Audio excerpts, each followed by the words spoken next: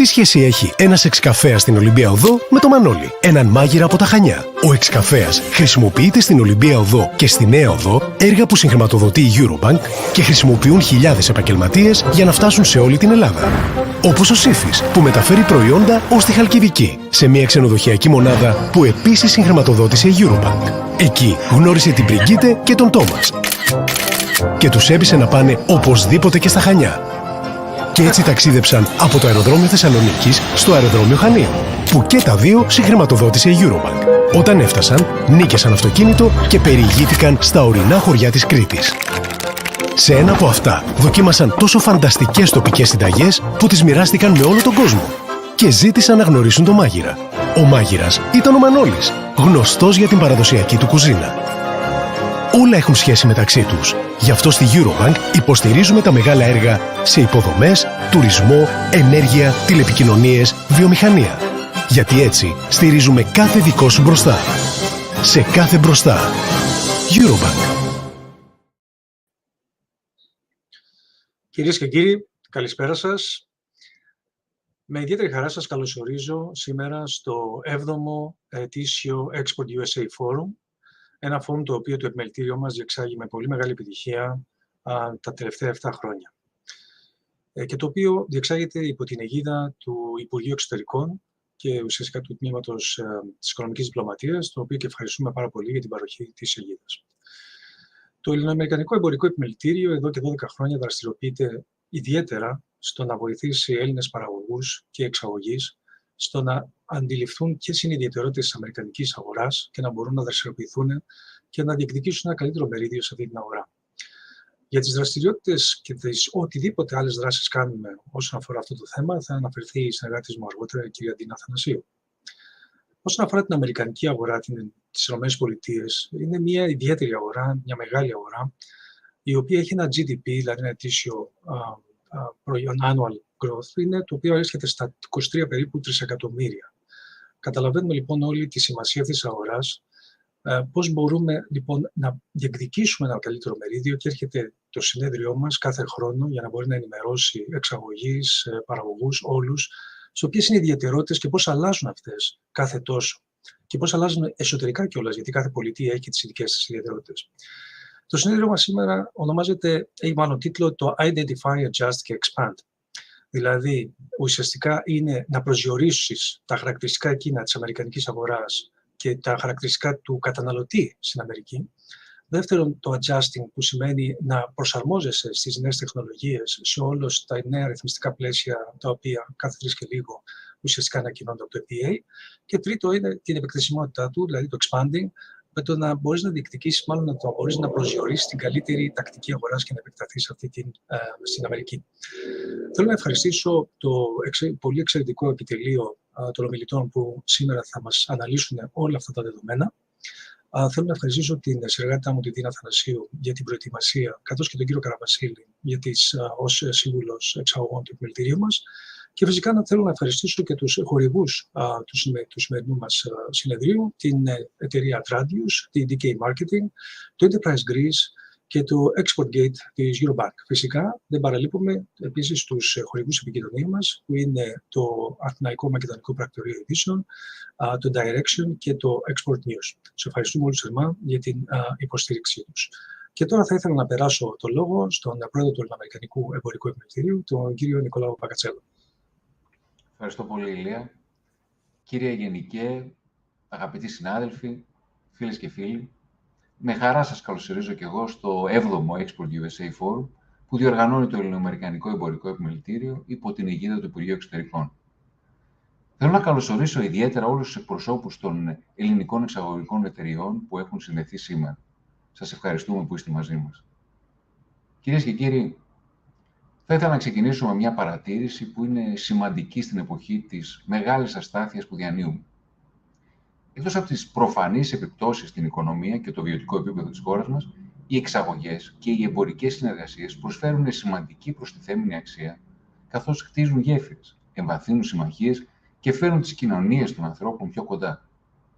Θα συνεχίσω σημειώνοντας πως σε πρόσφατη εκδήλωση του επιμελητηρίου μας, ακούσαμε τον Υπουργό Οικονομικών, τον κύριο Χρήστο Σταϊκούρα, να κάνει την αισιόδοξη πρόβλεψη, σύμφωνα και με εκτίμηση της Ευρωπαϊκής Επιτροπής, ότι η ελληνική οικονομία θα πάει πολύ καλύτερα από τον ευρωπαϊκό μέσο όρο τα επόμενα 2 χρόνια.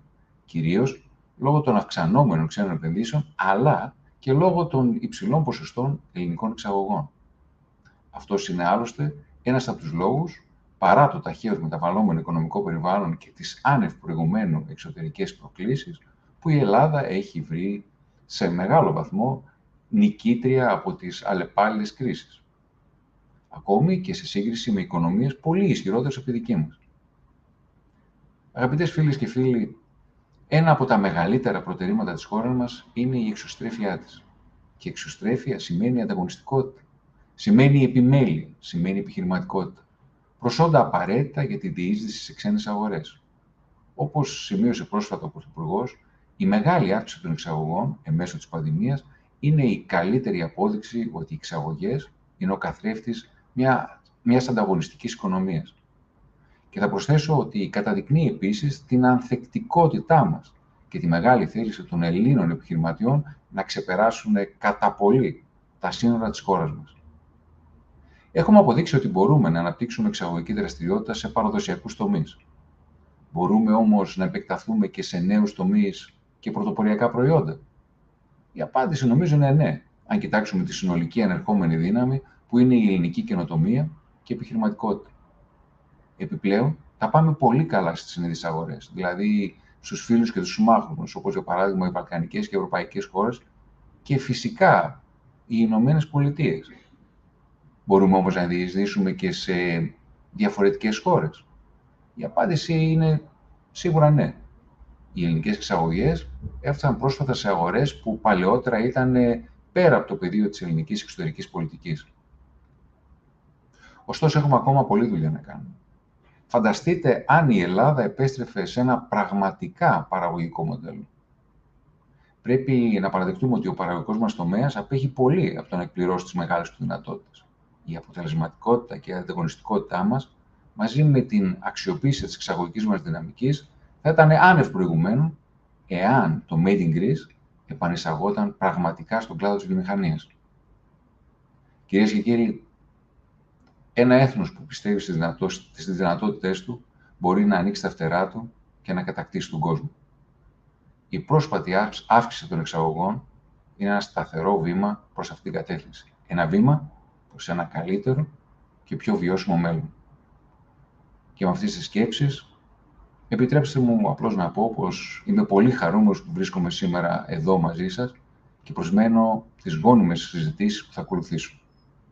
Θα ήθελα να ευχαριστήσω όλους εσάς που συνδεθήκατε και όσους έχουν συμβάλει στο να γίνει δυνατό το ExportUSA Forum και κυρίως το τμήμα Trade USA, το οποίο ηγείται τις προσπάθειες του επιμελητηρίου μας να υποστηρίξει το εξαγωγικό τομέα της χώρας μας. Σας ευχαριστώ όλους για την προσοχή σας και περνάω το λόγο στην κυρία Αθανασίου. Κυρία Αθανασίου, ο λόγος είναι δικός σας. Σας ευχαριστώ πολύ, κύριε Κατσέλο. Καλησπέρα και από μένα σε όσους μας παρακολουθούν εδώ στην Ελλάδα και καλημέρα σε όσους μας παρακολουθούν από την Αμερική. Είναι μεγάλη μου χαρά να σας καλωσορίσω και εγώ με τη σειρά μου στη σημερινή εκδήλωση, το 7ο ExportUSA Forum, με τίτλο Identify, Adjust, Expand. Μέσα από τις συζητήσεις και τις ομιλίες των εξαίρετων ομιλητών τόσο από την Αμερική όσο και από την Ελλάδα που έχουμε την τιμή να έχουμε σήμερα μαζί μας, στόχος μας είναι να αναδείξουμε τις ιδιαιτερότητες που παρουσιάζει η αγορά των ΗΠΑ, υποστηρίζοντας έτσι τις ελληνικές επιχειρήσεις που έχουν ως εξαγωγικό προσανατολισμό την αμερικανική αγορά στις προσπάθειές τους για μια επιτυχημένη είσοδο. Πριν όμως ξεκινήσουμε, θα ήθελα να πω δύο λόγια για το τμήμα Trade USA και για τις δράσεις του. Το Trade USA είναι το τμήμα διεθνούς εμπορίου του Ελληνοαμερικανικού Εμπορικού Επιμελητηρίου. Ιδρύθηκε το 2013, πρόκειται ουσιαστικά για έναν εσωτερικό μηχανισμό, με στόχο να ενημερώνει, να εκπαιδεύει και να προσφέρει καθοδήγηση σε ελληνικές εξαγωγικές εταιρείες. Όλες μας οι προσπάθειες και οι πρωτοβουλίες είναι εστιασμένες αποκλειστικά στην αγορά των ΗΠΑ και μέσα από τις διάφορες δράσεις μας στοχεύουμε στην κάλυψη όλων των αναγκών που ένας εξαγωγέας ή ένας δυνητικός εξαγωγέας καλείται να καλύψει. Η αποστολή μας είναι να αποτελούμε μια πλατφόρμα για όλα τα σημαντικά ζητήματα που αφορούν το διμερές εμπόριο μεταξύ των ΗΠΑ και της Ελλάδος, να παρακολουθούμε τις εξελίξεις, να προτείνουμε δράσεις και πρωτοβουλίες και να αναπτύσσουμε συνεχώς την εξειδίκευσή μας στον τομέα των εξαγωγών προς την Αμερική. Οι υπηρεσίες που προσφέρουμε κινούνται γύρω από 4 άξονες. Ο πρώτος άξονας είναι η εκπαίδευση. Αυτό το επιτυγχάνουμε μέσα από τη διοργάνωση σεμιναρίων ανά την Ελλάδα, καθώς επίσης και με το μεγάλο μας ετήσιο συνέδριο, το ExportUSA Forum. Τα σεμινάρια είναι δωρεάν και διεξάγονται σε κομβικές πόλεις της Ελλάδας, σε συνεργασία με τοπικούς φορείς και επιμελητήρια. Ως επιμελητήριο έχουμε υπογράψει μνημόνια συνεργασίας με πάνω από 30 φορείς και τοπικά επιμελητήρια και μέχρι στιγμής έχουμε πραγματοποιήσει 38 σεμινάρια σε 20 πόλεις της Ελλάδος και έχουμε εκπαιδεύσει παραπάνω από 1.350 επιχειρήσεις. Πέρυσι, εγκαινιάσαμε επίσης τη νέα σειρά διαδικτυακών σεμιναρίων με τίτλο State by State Insights Webinars, με σκοπό την πληροφόρηση εις βάθος για συγκεκριμένες πολιτείες των ΗΠΑ της Αμερικής. Έχουμε κάνει 3 webinars μέχρι στιγμής και έχουμε αναλύσει τις πολιτείες Τέξας, Καλιφόρνια, Νιου Μέξικο, Νέα Υόρκη, Ιλινόι, Φλόριντα, Μιζούρι, Πενσιλβάνια και Μασαχουσέτη. Όλες αυτές οι ενημερωτικές μας δράσεις δεν θα μπορούσαν φυσικά να είχαν επιτευχθεί χωρίς τη συμμετοχή των παραπάνω από 150 καλεσμένων ομιλητών μας, τους οποίους και ευχαριστούμε θερμά. Ο δεύτερος άξονας είναι η υποστήριξη και η παροχή συμβουλευτικών υπηρεσιών σε θέματα εμπορίου και εξαγωγών, συμπεριλαμβανομένης της καθοδήγησης σχετικά με το κανονιστικό πλαίσιο συμμόρφωσης με τον FDA, μέσω της συνεργασίας μας με την EAS Consulting Group. Μέχρι στιγμής έχουμε προσφέρει καθοδήγηση και υποστήριξη σε παραπάνω από 200 ελληνικές εταιρείες. Ο τρίτος άξονας είναι η διασύνδεση των ελληνικών επιχειρήσεων με Αμερικανούς εισαγωγείς και δίκτυα διανομής, η οποία επιτυγχάνεται μέσα από τη διοργάνωση networking events και επιχειρηματικών αποστολών, καθώς και παρουσία σε εμπορικές εκθέσεις. Τέλος, μέσα από τα διάφορα κανάλια μας, ενημερώνουμε την ελληνική επιχειρηματική εξαγωγική κοινότητα για τις τελευταίες εξελίξεις και τα σημαντικά θέματα που τις αφορούν. Κλείνοντας, ευελπιστούμε πως σήμερα στο 7ο ExportUSA Forum και χάρη στους διακεκριμένους ομιλητές μας θα μπορέσετε να ενημερωθείτε για το προφίλ του Αμερικανού καταναλωτή, τα ιδιαίτερα χαρακτηριστικά της αμερικανικής grocery αγοράς και για το πώς σκέφτεται ένας Αμερικανός εισαγωγέας. Να κατανοήσετε επίσης τα ρίσκα που υπάρχουν στις εμπορικές συναλλαγές με τη ΣΥΠΑ, καθώς και το κανονιστικό πλαίσιο συμμόρφωσης με τον Αμερικανικό Οργανισμό Τροφίμων και Φαρμάκων, τον FDA, και παράλληλα να πληροφορηθείτε για χρήσιμα εργαλεία για την εξαγωγική σας στρατηγική. Τέλος, κάποιες ελληνικές επιχειρήσεις θα μοιραστούν μαζί μας την εμπειρία τους όσον αφορά τις δραστηριότητές τους με την αγορά των ΗΠΑ. Καλό και επικοδομητικό συνέδριο εύχομαι σε όλους σας και σας ενθαρρύνω να χρησιμοποιήσετε το live feature chat που υπάρχει κάτω δεξιά στην οθόνη σας, προκειμένου να στείλετε τις ερωτήσεις που έχετε στους ομιλητές μας. Σας ευχαριστώ. Είμαστε στη διάθεσή σας στο email και στην ιστοσελίδα μας μπορείτε να δείτε όλα τα στοιχεία. Και τώρα θα ήθελα να δώσω το λόγο στον κύριο Σπιρτούνια για να ξεκινήσουμε με την πρώτη ενότητα. Κύριε Σπιρτούνια. Ευχαριστώ, Ντίνα μου. Θα γυρίσω τώρα βέβαια στα αγγλικά και είναι η μεγάλη μου χαρά που it's our pleasure for the American-Hellenic Chamber of Commerce to host Mr. Marinos Yiannopoulos, CEO of Enterprise Greece, and Mr. Eric Holmgren, Economic Counselor from the U.S. Embassy in Athens. We will discuss about the Greece-U.S. trade relations at the moment that we all agree that at the highest level at this moment. And I will start the conversation, by the way, welcome, gentlemen. It's good to have you with us here. Thank you for being with us. And we have 20 minutes, and let's try to be short in our answers. I have prepared some questions for you, and I will start with the first question to Mr. Marinos Yiannopoulos, CEO Enterprise Greece. What is the desired target set for the trade balance between Greece and the United States for the coming years? First of all, thank you for the invitation and the very informative Export Forum USA you're conducting. Let me start by saying that Enterprise Greece is the official investment and trade promotion agency of the Greek state, and we're operating under the auspices of the Ministry of Foreign Affairs and a proud partner to the American-Hellenic Chamber of Commerce. The warm, close and strategic relationship Greece has long enjoyed with the United States underpins our bilateral commercial relations, and with the Chamber, our cooperation has grown in lockstep over the past several years. The US is a particularly valued trading partner and export market for Greek businesses. In the past several years, we have seen a sharp increase in Greek exports to America, especially of Greek food and beverage products. Having said that, the US is a demanding market due to its size, complexity, business ethics, and modus operandi. The US market is the largest consumer market in the world with a GDP of 20 trillion and 325 million citizens.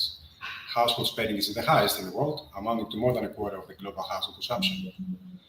Now, the prospects for Greek export businesses are particularly important.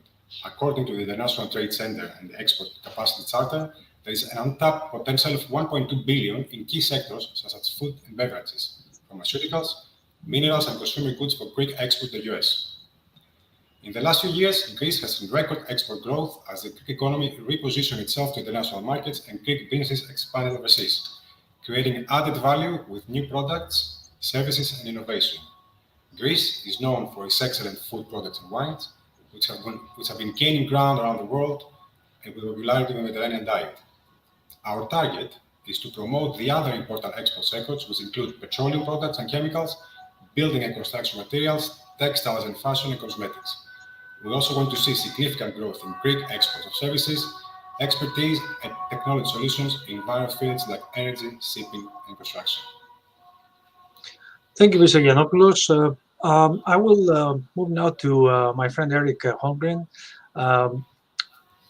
Eric, can you tell us which sectors in Greece are of economic interest for U.S. investors or businesses? Sure, and again, thanks for having me. Appreciate the opportunity to share some of my thoughts. On the one hand, we as the embassy aren't the ones that drive interest in certain markets, but we are observers of it. And obviously we see tremendous interest in tech, given Microsoft, Google, Digital Realty, Meta, Amazon making significant investments in Greece. A thing we're watching closely is with the receipt of the RRF funds and the government's initiative to expand and improve infrastructure. There are a lot of interesting opportunities, rail tenders, logistics, infrastructure. U.S. firms are already involved in the privatization of key assets such as Ciro Shipyard, Elefsina. There is additional American interest in project management. Hellenic is one such project. Stavros Niarchos Health Initiative is another. As some of these projects come online, there's more potential synergies between U.S. companies and Greek investments. ICT, of course, whether it's helping with digitization of public and private sector services, cybersecurity solutions. Those are two fields where we see a significant interest. Tourism, to a certain extent, for certain high-end niche investment and management opportunities. Healthcare, Pfizer is obviously here, but there are opportunities to provide innovative therapies and treatments, including clinical trials. This is of special interest to our ambassador, who has a history in the healthcare sector. And then finally, energy. Greece has been a leader on energy transition and transformation. U.S. firms are already providing equipment, such as turbines, interconnectors, smart batteries, and also significant foreign direct investment in renewables, which facilitates bilateral trade. Thank you, Eric. Quite spectrum of sectors, I would say. Mr. Yiannopoulos, my friend Marinos, what activities are initiated by the Ministry of Foreign Affairs and implemented by Enterprise Greece, aiming to further developing bilateral trade agreements? Thank you. Thank you, Leo. That is an excellent question. Based on the National Extravision Plan that is created by the Ministry of Foreign Affairs and it's implemented together with Enterprise Greece, its aim is to strengthen the bilateral economic cooperation through the cooperation of joint interministerial committees, groups of labor, and other institutions of bilateral economic cooperation, official visits, contacts, and expansion of the framework for cooperation between ministries and the public bodies of Greece with counterparts abroad. As I mentioned before, the US is a particularly valued trading partner and export market for Greek businesses. Frequent contacts, exchanges of visits, and an extensive institutional framework contribute to the positive development of bilateral relations and enhance cooperation across a wide range of sectors, such as political, economic, commercial, business, and cultural ones.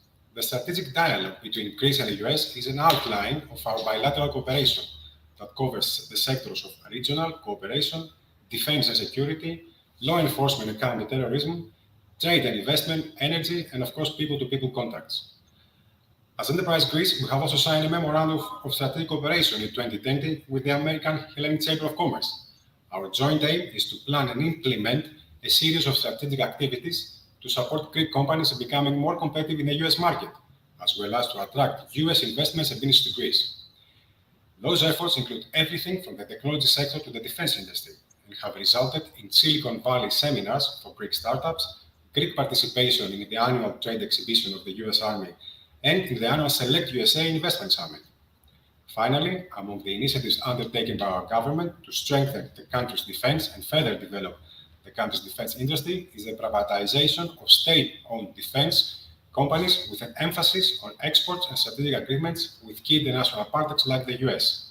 For example, just recently, the Greek Parliament, with a large majority, ratified the amendments to the Mutual Defense Cooperation Agreement with the United States. Correct. Thank you, by the way, for referring to the MOU we signed last year. It enabled us to come up with joint activities, and there are a few more actually, next year that we are planning. Eric, the bilateral trade balance between US and Greece is low comparing with other countries in Europe. What, in your opinion, are the reasons for this? Well, to be completely blunt, I think it's math. I think it's geography and a bit of history. Greece is a small country at a long distance away from the United States.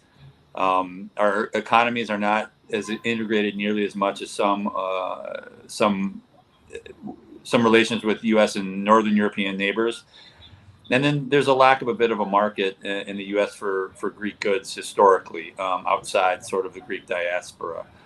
I think one challenge that we all face is for U.S. exporters as they're identifying markets and building brands and gaining general confidence that they will be treated fairly in a foreign market. Now, Greece has made tremendous strides, as we all know, and kudos to AmCham for being a local champion of necessary reforms in Greece. But there's still that perception of Greece as a difficult place to do business. The bureaucracy is a challenge, as is the judiciary. So if you're an average small-scale U.S. investor or exporter, these are some of the issues that play a factor into your decisions as to where you're trying to develop markets. As Marina said, the same is true in the opposite. I think for some of the smaller scale Greek investors, navigating the U.S. system and the U.S. market can be particularly daunting. And I think that's where we all play a role and have been playing a role in to try to demystify some of the perceptions on both sides of the Atlantic, and also as the Greek government is doing, is trying to find ways to bring Greek producers together in a kind of a larger cooperation or coalition to be able to better bear costs and create a bit of an economy of scale to better market their products in the United States. Well, thank you, Rick. Marinos, can you give us a picture of the projects for investments that you have in the portfolio of Enterprise Greece? Which sectors do they cover, and in what percentage, let's say? Thank you, and thank you, Eric, for putting the perspective, from the field, the investments. Greece is an investment destination that offers a highly compelling advantage in the key sectors such as tourism, of course, energy, food, and agriculture, logistics, ICT, and environmental management. Exports and tourism are booming. We are the success stories, right? Privatizations are gathering pace, and Greece continues to offer its timeless comparative advantages. Greece, as it was mentioned yesterday from the Prime Minister in the round table, is one of the top world's tourism, and its target is to become number one.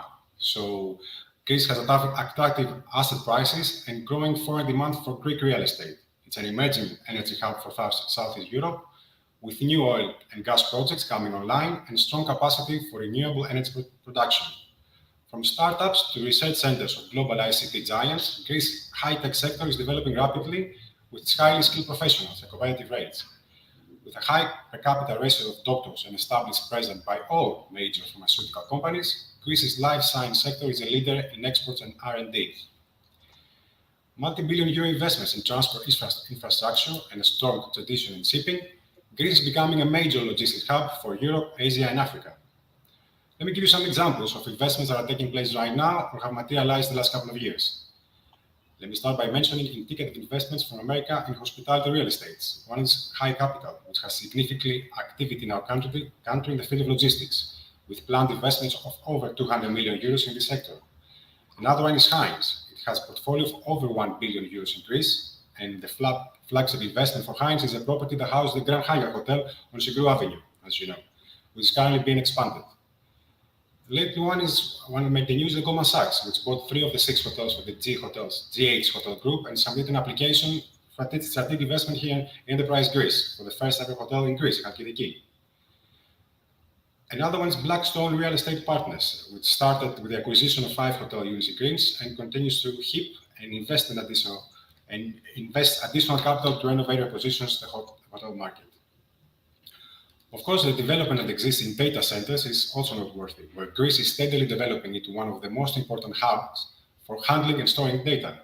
This development becomes even more important if we take account the study carried out on behalf of Lambda Helix, which now have become Digital Realty, and according to which every €1 of investment in data hubs yields 8.23 euros of added value to the Greek economy. The Greek startup ecosystem that took its first step during the difficult years of the debt crisis has now matured and it's making its mark. Greek startups have tripled the funding, and early this year, Greece's first unicorn, online payment company Viva Wallet, has emerged with JP Morgan taking a 49% stake in the company with a valuation of more than 2 billion. Finally, alongside the surge in startup activity, Greece is also attracting significant foreign direct investments from global tech giants in a variety of major projects. Microsoft, Amazon, and Google have all announced landmark investments into cloud computing and related services in Greece, which will provide the necessary infrastructure from the industry to accelerate its growth even further. Thank you very much. Eric, you have been in Greece for more than a year. What other products or services besides the usual ones you think they have the potential to penetrate in the US market?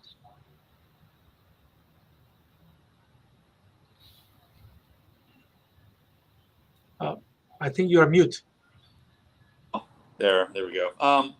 To be honest, we're less concerned with the what and more concerned with working to ensure we pursue the policy changes necessary to facilitate trade and investment between our countries. I think it's really up to the players in the market to determine where the opportunities are. That said, we've seen Hellenic Cables working with Ørsted to develop offshore wind in the United States and is investing $400 million in a plant in Baltimore. Is that something I would have expected before coming to Greece? Not a chance. But it just tells you that opportunities exist across the board. Obviously, I think let me take an example of Chile. It's roughly the same GDP per capita as Greece. It has about a 10 to 12 times larger trade relationship with the United States. Now, some of that's based on geography, some of that's based on some other things. But what Chile did was really invest time, effort, and some brain power into figuring out how they can best enter the U.S. market their products, and they've been tremendously successful. And we're starting to see some of that with Greece. I think the tourist boom of Americans coming to Greece really helps as far as what we were talking about, high-end agricultural products. The average American doesn't have a familiarity with Greek wines and varietals or certain Greek products. They come to Greece, then it's not just selling products to sort of Greek restaurants and the diaspora, but you have this whole new target market who's got some familiarity with Greek products and are going to be a lot more willing to buy them in the States after they've had a nice vacation here. So what we see from our end is a lot of strands of what's happening in Greece and the economy, and what the Greek government is focusing on is all targeted towards bringing in or to increasing trade. And my last point is we have some really serious companies investing in Greece, not because they had a nice time on vacation. We have Microsoft, Pfizer, Meta. All these companies are investing in Greece because it's a good place to invest.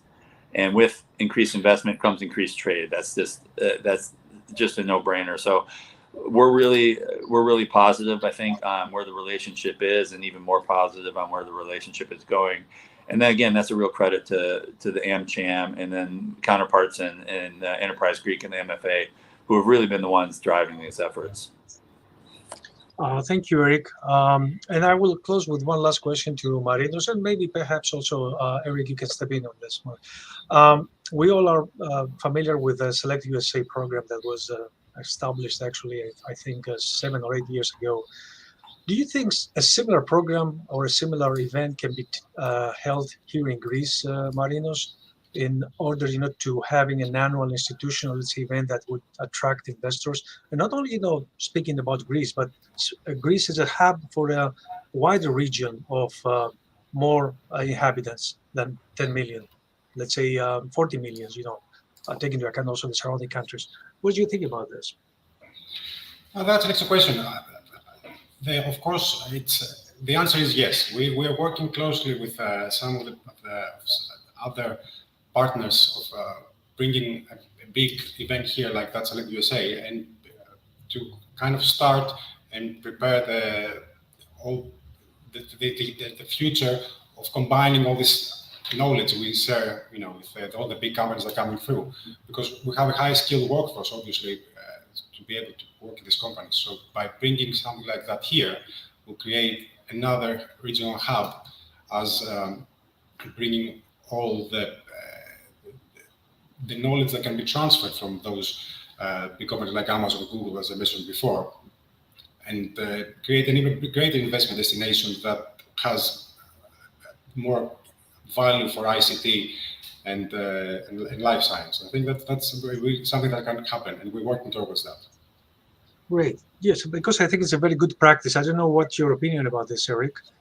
No, I think it's one of the things that, again, from my standpoint as a diplomat that has seen a lot of success your government has had bringing in FDI. It's been just this idea of selling Greece as something more than just a Greek market, but a market that extends to the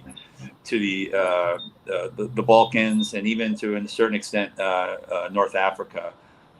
Greece has got some tremendous advantages, and the message going out to U.S. investors and people, exporters, is that it's not just Greece. You have logistics, you have great geography, you have the ability to distribute goods, services, whatever, to a much larger population than you have.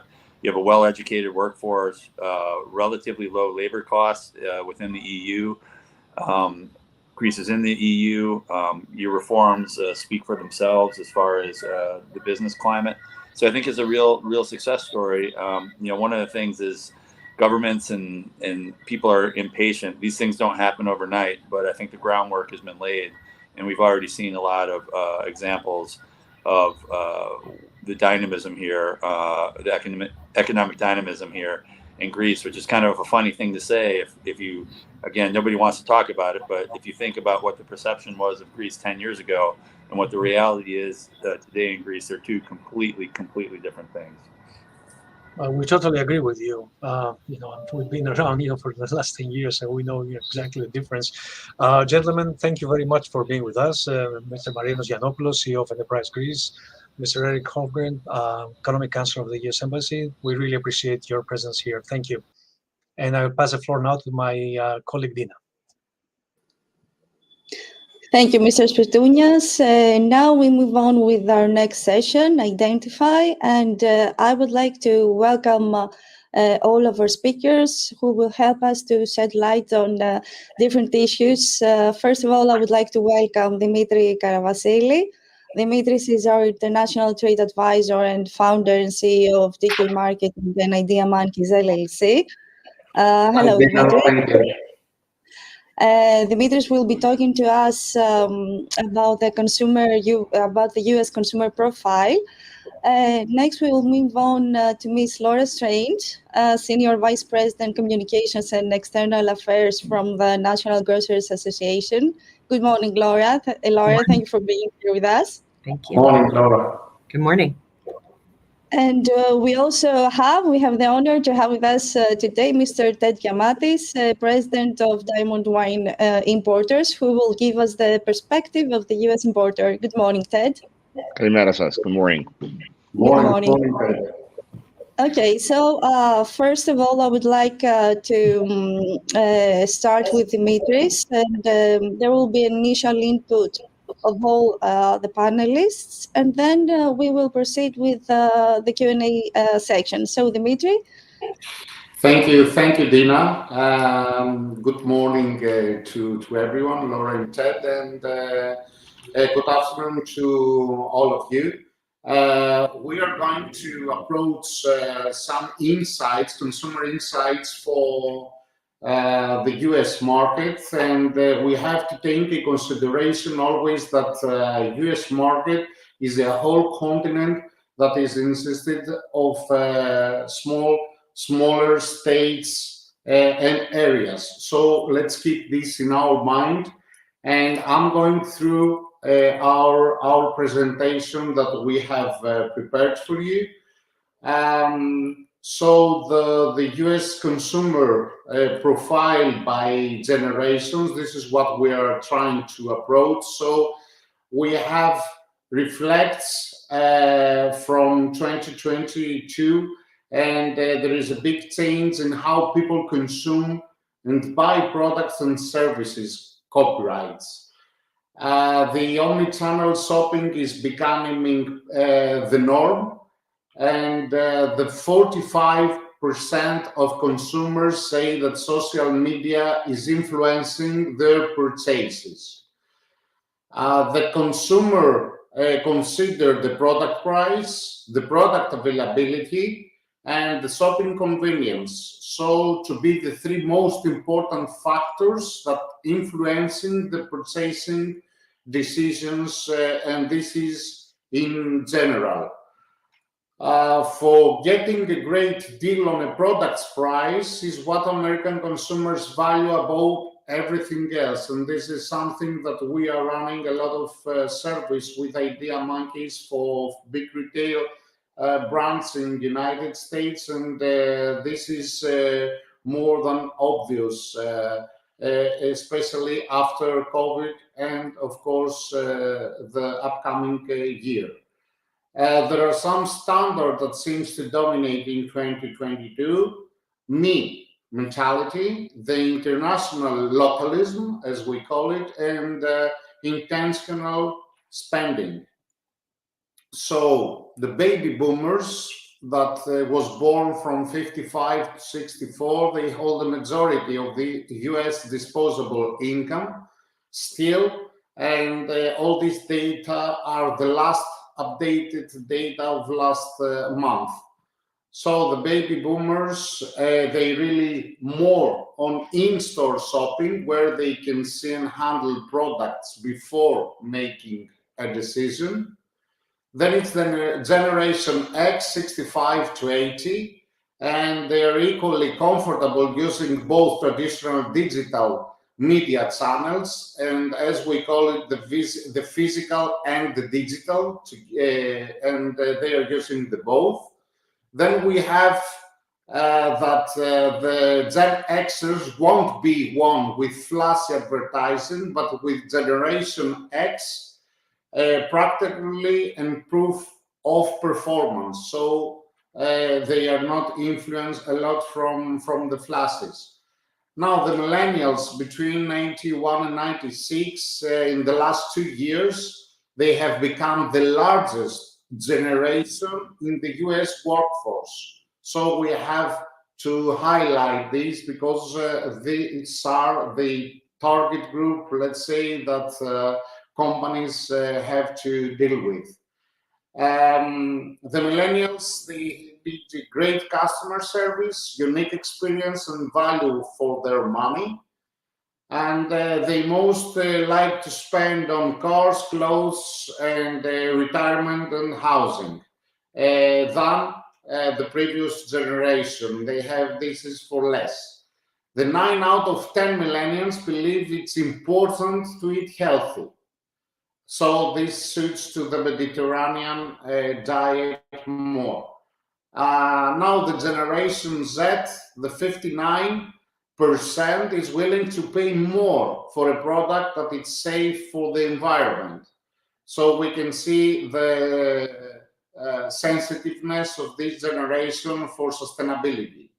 And the 97% say they use social media for shopping inspiration, and not for influence, but especially for inspiration and what they have to deal with.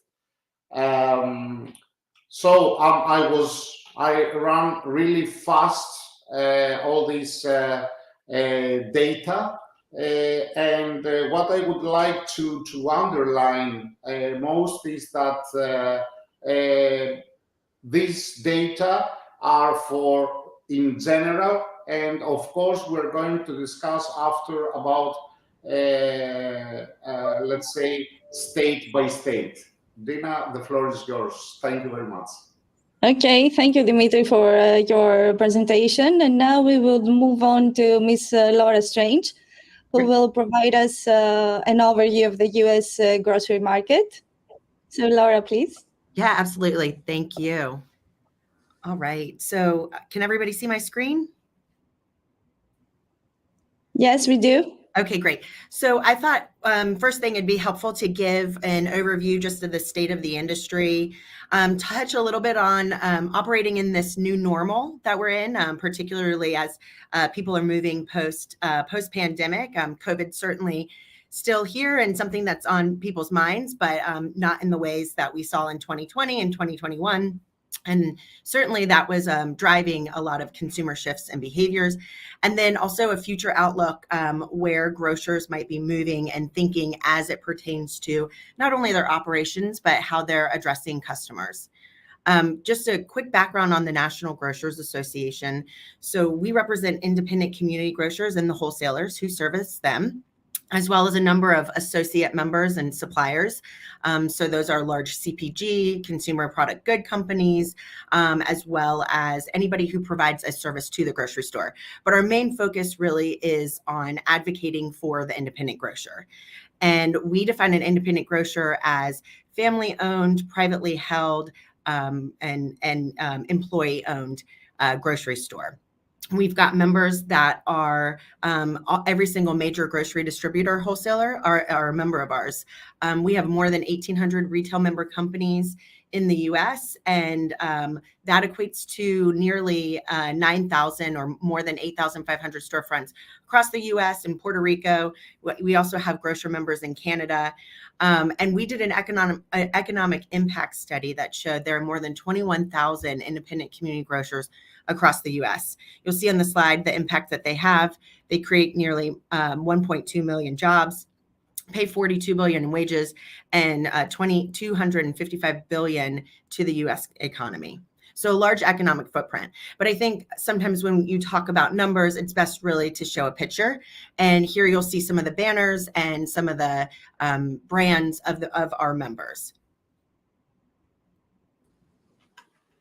So when we talk about and think about the industry, certainly there were a number of external factors that are and still are leading to uncertain times. I was listening to a podcast this morning coming in, and they said disruption continues to be the word in every industry. So we still continue to see supply chain disruptions. A lot of that can be tied into what we're seeing that's going on over in Europe, as well as a labor shortage and continued pressures from COVID too. I mentioned the labor shortage. A lot of people left the workforce during COVID. They're starting to re-enter, but one thing that we have that we're going to be facing soon is baby boomers are going to be exiting the workforce. So that's something when you talk to grocers, that's on their mind, is how they're going to keep their stores staffed so that they can service their customers. Inflation is certainly on consumers' minds, and it's impacting the industry as well. And then lastly, all of these disruptions and factors are changing consumers' behaviors. So what we saw during COVID was, and what we continue to see, are increased sales from grocers driven by some of the inflationary trends that we're seeing right now. However, our members, this excess cash flow that they have, it's allowing for them to reinvest in their stores and remodel. So we're seeing a lot of our members replacing their refrigerator systems. What they're doing is they're bringing in their prepared food services, and they're just creating these wonderful displays of prepared meals. So a lot of reinvestment in the store to address what the new customer demands are. Like I mentioned before, supply chain challenges really are remain within the marketplace. They're driven by the labor shortages mostly, and then we're seeing rising costs of materials and goods, and that's all having an impact throughout the supply chain. Demetrius mentioned one of the qualities that consumers are looking for are product availability. And certainly that is something that our grocers are thinking about. One thing as they emerged from the pandemic and they're starting to operate in this new normal is they're taking time to really look at those items that flew off the shelves, the items that consumers identified as a replacement, and now it might become their item of choice. So there's really a rationalization of the shelves, of the SKU lines, what they're going to keep on those shelves. And then lastly, the COVID pandemic, it certainly accelerated e-commerce adoption. You had many people getting online, shopping online, becoming more comfortable with shopping online during COVID because they had to, they preferred to get their groceries online. What we're starting to see as a trend as we're emerging out from COVID is that while people are still shopping online, they're really splitting their trips. People do really want to go back into the grocery store. They want to see the produce. They want to feel the produce. They want to see and compare the different products that they have there, the different packaging sizes. But for those items where maybe they forgot at the grocery store, or it's a Wednesday night and their child wants a certain type of snack, they're turning to e-commerce for those purchases. But as we look to the future, certainly the shifts in consumer behavior is driving a lot of what grocers are thinking. What we're seeing is consumers are really reevaluating their current lifestyles and priorities. I know Demetrius touched on this again in some of his research, and so certainly validates what our grocers are seeing as well. And health and wellness has really been brought into a focus. A number of people are looking at food as medicine. I know during COVID, snacking and indulgences were a big part of the day-to-day life. But again, now there's this refocus really on health and wellness, plant-based products, those foods that are going to help consumers achieve that desired wellness goal. And some of it also, what we're seeing, it's not just physical health, it also ties back into the mental health aspect as well. Consumers, earlier this year, we saw research where consumers were intending to spend less out of the home in the next 12 months. So essentially that equates to eating more at home. So going to the grocery store, buying their foods, eating at home, and not necessarily going to the restaurants, which this makes sense because, again, inflation is certainly having an impact. It's costly to eat out. And so a grocery store became a really great alternative. Also, as grocery stores are starting to put more prepared foods in, that does become, and adopt more food service as well, that does become a good alternative for consumers. Consumers are looking for convenience as well as the best value. So I'm a working mom. I have 3 kids at home. And a lot of time what I'm thinking about when I'm shopping is my meal prep and how I'm going to cook for my kids. And sometimes picking up that side dish rather than making it from scratch is a little bit easier when you have 3 little ones running around and you're trying to make sure homework gets done on time. Because consumers are seeing a little less in their wallets, again, due to inflation, what we're seeing is there's some trade-offs happening, and they're turning towards grocery store private label. But at the same time, while they might be turning towards grocery store private labels for a number of things, whether that's in the produce aisle or even in center store, I'm thinking some of your canned foods, they're turning to private label, but they're willing to still find those indulgences, still find those things. So, they might get something that costs a little less for a side meal, or maybe they'll trade out a piece of meat. Maybe instead of, a steak, they might trade out for chicken, but they're still looking for that really nice item that they can have to pull the meal together and complete the meal. As I touched on, and I think this is really important, in-home eating is continuing. Consumers really kind of got more comfortable with cooking at home. And so not only are they cooking at home, but they're also really kind of exploring different meals. So what you're seeing is, and I know I've seen it in my home, is as opposed to, some of those traditional meals that they've cooked, they're branching out and they're looking for some of those global type of cuisines and meals that they can provide for their families.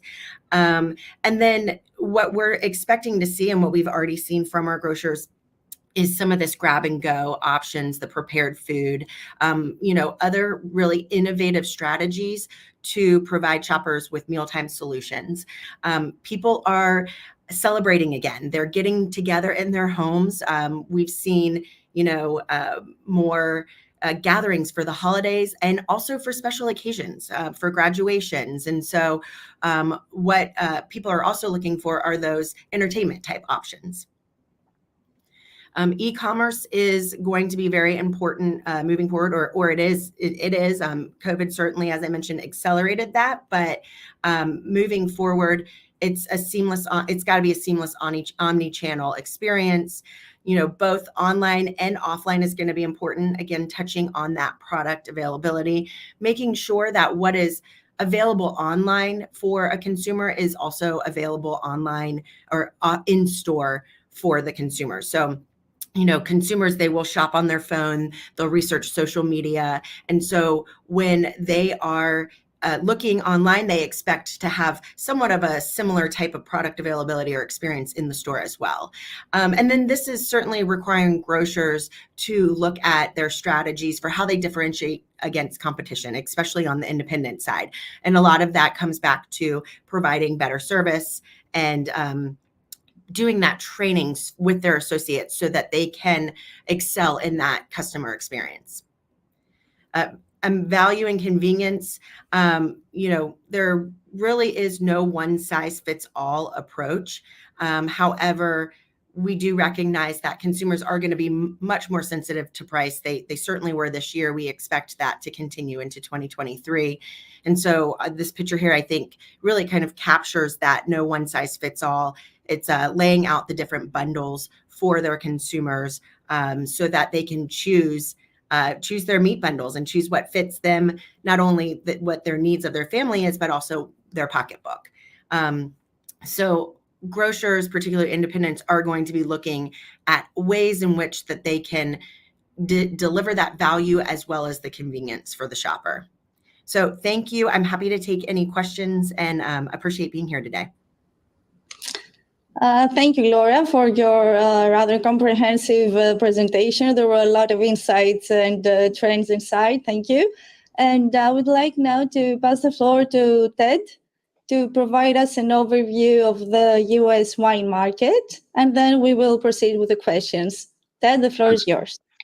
Good morning, everybody, and thank you, Amchen, for having this forum. Great opportunity to discuss on a great topic, great panelists, great information from Laura and Dimitri as well. What I'd like to discuss is kind of the on-ground, what we're seeing in real life, what is occurring in the marketplace today when it comes to wine sales, and specifically with Greek wine sales. Wine sales have been increasing year over year. We have an increase in per capita consumption in the United States, where we're about 11 liters per capita. That's not a huge number compared to where Europe's at. Europe's at around 42 liters per capita. So U.S. has a huge growth in terms of wine consumption ahead of itself. But we've seen a shift in the consumer and how they're spending their money and in what venues are spending their money. Because of COVID, we've seen more off-premise sales increase during the COVID period from 20 and partially of 21. But we've seen a strong demand occurring on-premise in restaurants again over the last 2 years as well. This has been a challenge for growth a little bit because it's hard to identify where the consumer is shopping on a daily basis. It's been shifting, but today, as it's been historically, most wine purchasing has been occurring on the off-premise world, which means the retail world, which is about 75% of all cases being sold are in retail, and about 70% of all dollars being spent are in the retail world. As Greek wines go, we were traditionally and historically, Greek wines in the marketplace have been more positioned on the on-premise world, in the restaurant world, than in the off-premise world. This has shifted in the last 3 years because of the lack of restaurant, the ability for consumers that wanted their Greek wine fix to get it on the on-premise world. They've shifted and looked for it in the off-premise world. And this has given us a brief opportunity to Greek wines because in the past, retailers were hesitant to market or allocate floor space to Greek wines as they were not confident of the turnover or the ability of the consumer to absorb Greek wines. COVID proved them wrong. Now that we had the opportunity and people actually walked into the stores and created a pull, meaning they were coming into the stores and requesting Greek wines because they had no other ability to obtain them. Retailers are more apt today to market and have Greek wine sections in their stores and to have more labels on their shelves. So actually, COVID, ironically, helped the Greek wine market in the United States by giving us more opportunities in retail.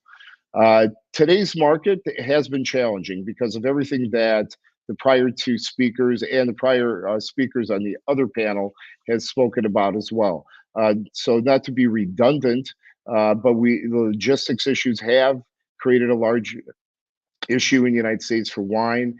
Consistency of product is now a big issue for most buyers because the supply chains have been stretched and because of the challenges of keeping stock all year round or for even month by month, buyers are looking for alternatives.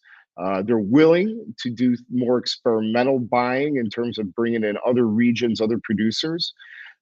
So it is a challenging environment in that the target is moving for us. But we need to be adaptive to this. The growth, though, for Greek wines, I believe it's going to be a huge opportunity going forward. There are a lot of factors to keep us competitive. We need to, as producers, as importers, we need to be aware of how and what we need to do to stay within this in the marketplace, because as the market changes, the whole world adapts. We have to always realize and understand that the U.S., as Dimitri alluded to, is not one consumer group. It's multiple consumer groups. It is different from region to region, state to state, and even within a state, the urban areas versus the rural areas. It is also the most competitive market in the world when it comes to wine. Every country in the world that produces wine is trying to market their wines to the U.S. consumer. Getting through the noise and getting the attention of the U.S. consumer is paramount to success. And because of the advent of social media and the ability to direct market to consumers, in one way it's made it easier, but the other way it's made it more difficult because everybody is using these channels. And how do we get through that? So in the future of Greek products in the United States, or Greek wine in a more micro sense, is that we need to have a concerted marketing efforts to create a pull. We could create a push, I'm sorry, but we need to also help reinforce the pull. That meaning that we have to understand how the marketplace works in the United States. And that is one of the biggest barriers or difficulties to try to have a Greek producer understand all this diversity of consumers and the marketplace and how structurally the U.S. market works when it comes to alcohol. There are specific rules and specific structures that you have to work within to be able to get your product through the system. So we have a 3-tier system in the United States, meaning that you have to have, it's a legal hierarchy. It is created through licenses. And you have to go through an importer, distributor, before you can approach a retailer. The only access for a consumer to obtain alcohol is through a retail situation, which is either on-premise, which is a restaurant, or off-premise, which is the retail shelf, supermarket, wine shop, or today, direct-to-consumer sales, which is another big aspect of a new channel of selling wine to the consumer, which cannot be bypassed. So to be clear for people that are on this forum and listening that may not be familiar how the U.S. market works, you legally cannot jump from one level to the next. An importer cannot sell directly to the consumer. A distributor cannot sell directly to the consumer. An importer cannot in most cases sell directly to a restaurant or a retailer. They must go through a distributor. So this creates a much more difficult path to get to market. But that is the system that is in place in the United States today and for the foreseeable future. Having said all this, Greek wines and wine consumption, again, is on the rise. We have to also realize that the U.S. if you're not drinking wine, they're drinking a lot of other things. Craft spirits have been booming over the last, I'd say over the last 7 years or so. Craft beers are taking a step back, or they've been, for the most part, been purchased by larger beer companies, but beer is still a dominant force in the U.S. Consumer trend when it comes to alcohol consumptions, and also the flavored canned spirits and also seltzers, and have been taking a big market share, mostly from beer, but it's also a generational thing. We see millennials and Gen Xers do more of the seltzers, less beer. And the other challenge going forward for the wine industry in the United States is that we see a declining consumption amongst consumers 25 and younger when it comes to alcohol in general. And we don't know where that's going to lead us in the next 10 to 15 years. We don't know if that consumer will gravitate towards any alcoholic product or discover wine later in life. But that's going to be a challenge for the next generation. In terms for the next 20 years, we think that Greek wines have a big role to play in the wine world of the United States. We believe that with the advent of the being in vogue, of the Mediterranean diet being in vogue by the U.S. consumer, looking for all the things that Laura spoke about previously, looking at the consumer profile that Dimitri described a few moments ago, that is a big aspect, and it's something that Greece has to participate in. And this is about messaging, and it's about making sure that the U.S. consumer understands that Greece is the Mediterranean, that we are not just a fringe member, but we are a core member of that culture. That is on us to make sure that the U.S. consumer understands that and is very clear about that. I would like to turn it over to Dina, and let's field some questions, and I'll give it back to the panel. Okay, so thank you very much, Ted, for all your valuable insights and your input. You made specific points, and specifically as far as the diversity of the U.S. market is concerned, it's exactly the question that I will now address to Dimitri. So, Dimitri, we all know that the U.S. is the largest and most dynamic and diverse market in the world. It consists of 325 million consumers. So I would like to ask you, how much do you think that the consumer differ from state to state, and how much research, in-depth research, should be done in order to see its specific consumer behavior? Thank you. Thanks a lot, Dina. As you know, we have prepared state-by-state workshops in order to present in the Greek audience and generally in Balkan area all these, let's say, features and all these aspects that every state has. Definitely, there is a really big mobility, and people that were staying in New York or were staying in Seattle, they are moving in Texas, or vice versa. And there is a really big mobility, and we can always see that, especially the generations, the generation after us, especially what we expect from Alpha generation, that they raised in a house with COVID, they feel that they have to fly away and to move to different places so they will have the experience. So definitely, when we are talking about states, we're talking about a whole country.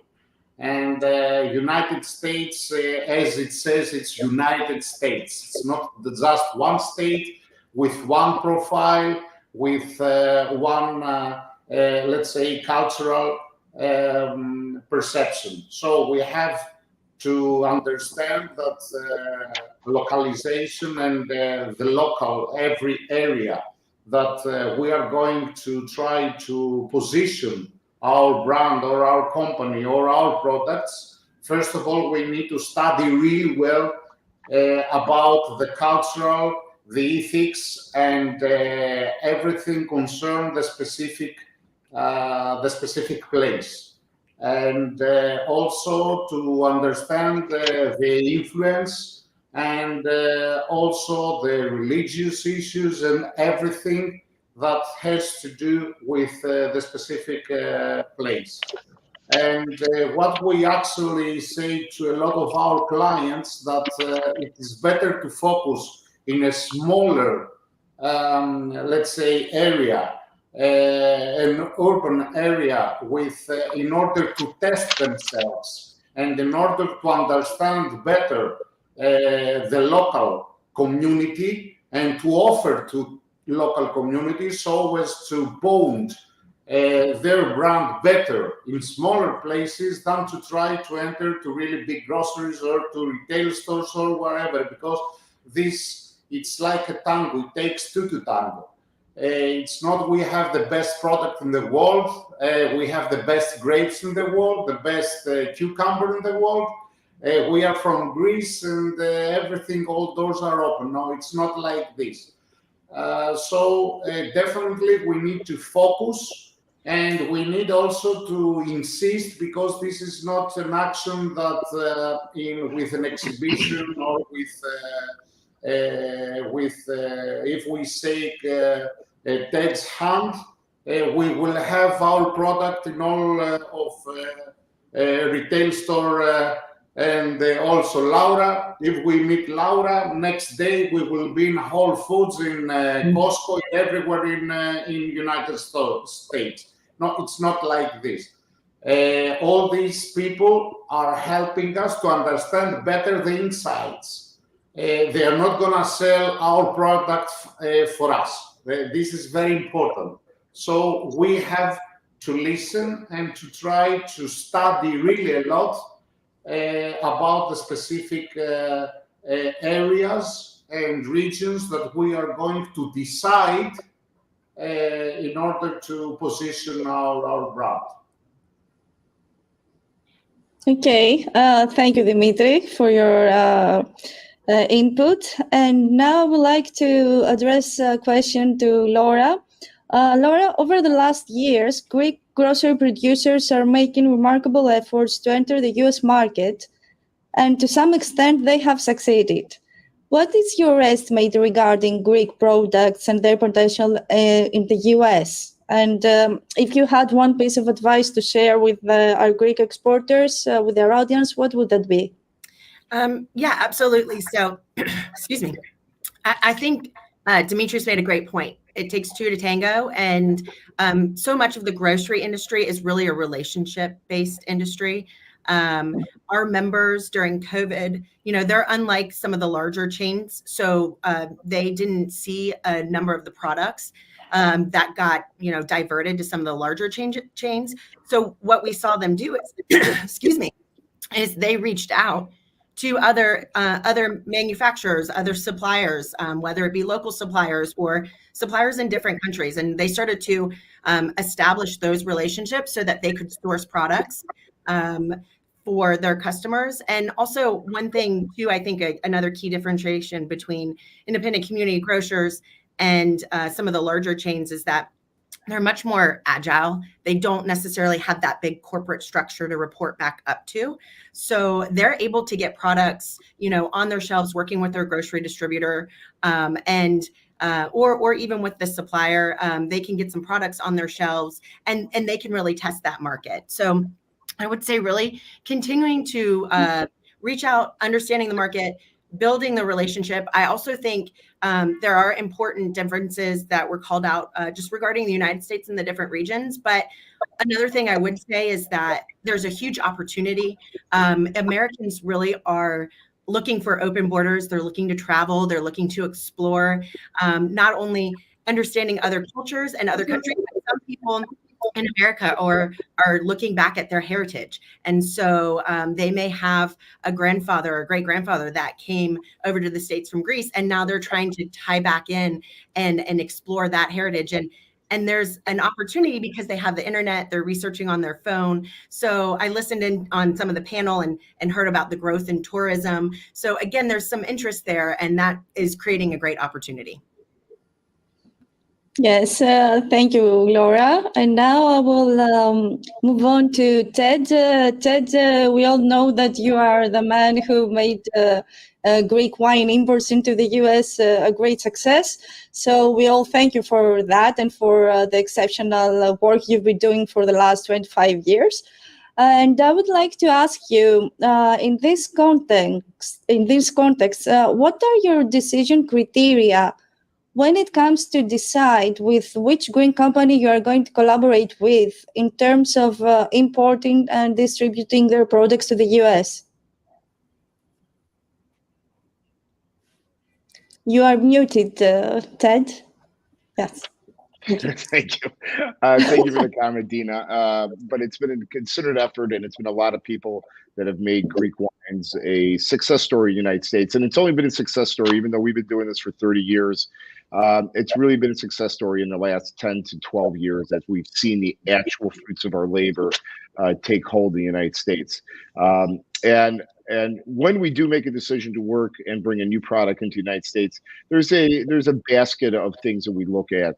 Of course, we look at the quality of the product that's being produced by an individual producer, its uniqueness, how it fits into the market, its price point. We look at also scalability when it is taken into an account, because not every winery has to have scalability. There's a unique story that has to be told for each winery. We may have to make sure that that story is compelling, real, and consistent. As Laura was talking about how products and how the consumers change, how they make their decisions on what products they choose, either whether it be from looking in their family tree or whether they're on, they've had some experience or they're looking forward to having a new experience. A story is very, very important to talk to the consumer about, because that helps differentiate us from everything else in the marketplace. So those are factors. Packaging is one of the least factors that we look at, because packaging can always be tweaked, corrected, or changed according to what the consumer is looking for, and we can always lean into the producer and help them with that process. So the most important thing is having the right product in the bottle. Is it competitive in its category, not as a Greek wine, but in its category as a wine? It's stylistically, what is it going against in the marketplace? For example, is it going against an established area like Sancerre in France, or New Zealand for Sauvignon Blanc, or an Austrian Gruner? Where does this product fit in the totality of the wine space? And is it competitive for its price point? Now, I hate using that factor in determining or having the people that are listening to this forum think that we need to be the cheapest. That's not what I'm saying. It has to be competitive within its category. And we're never, as Greece, are going to be a commodity product, a low value product. First of all, we shouldn't be in that space. It shouldn't be in that sandbox. Secondly, we physically cannot create wines in that world. And third, we are and should be and continue to present ourselves as a premium, ultra premium product. That doesn't. It might be somewhat less interesting for people to think that we can only are products that are just for a certain segment, but we can never be a large producing country that can afford low price wines in the marketplace. We can't create those kind of wines, nor do we want to be in that space. So price point is very important in terms of being competitive within its subset or within its set of competitive products. So those are the factors that we look for. And then lastly, what we look for is the people behind the wine.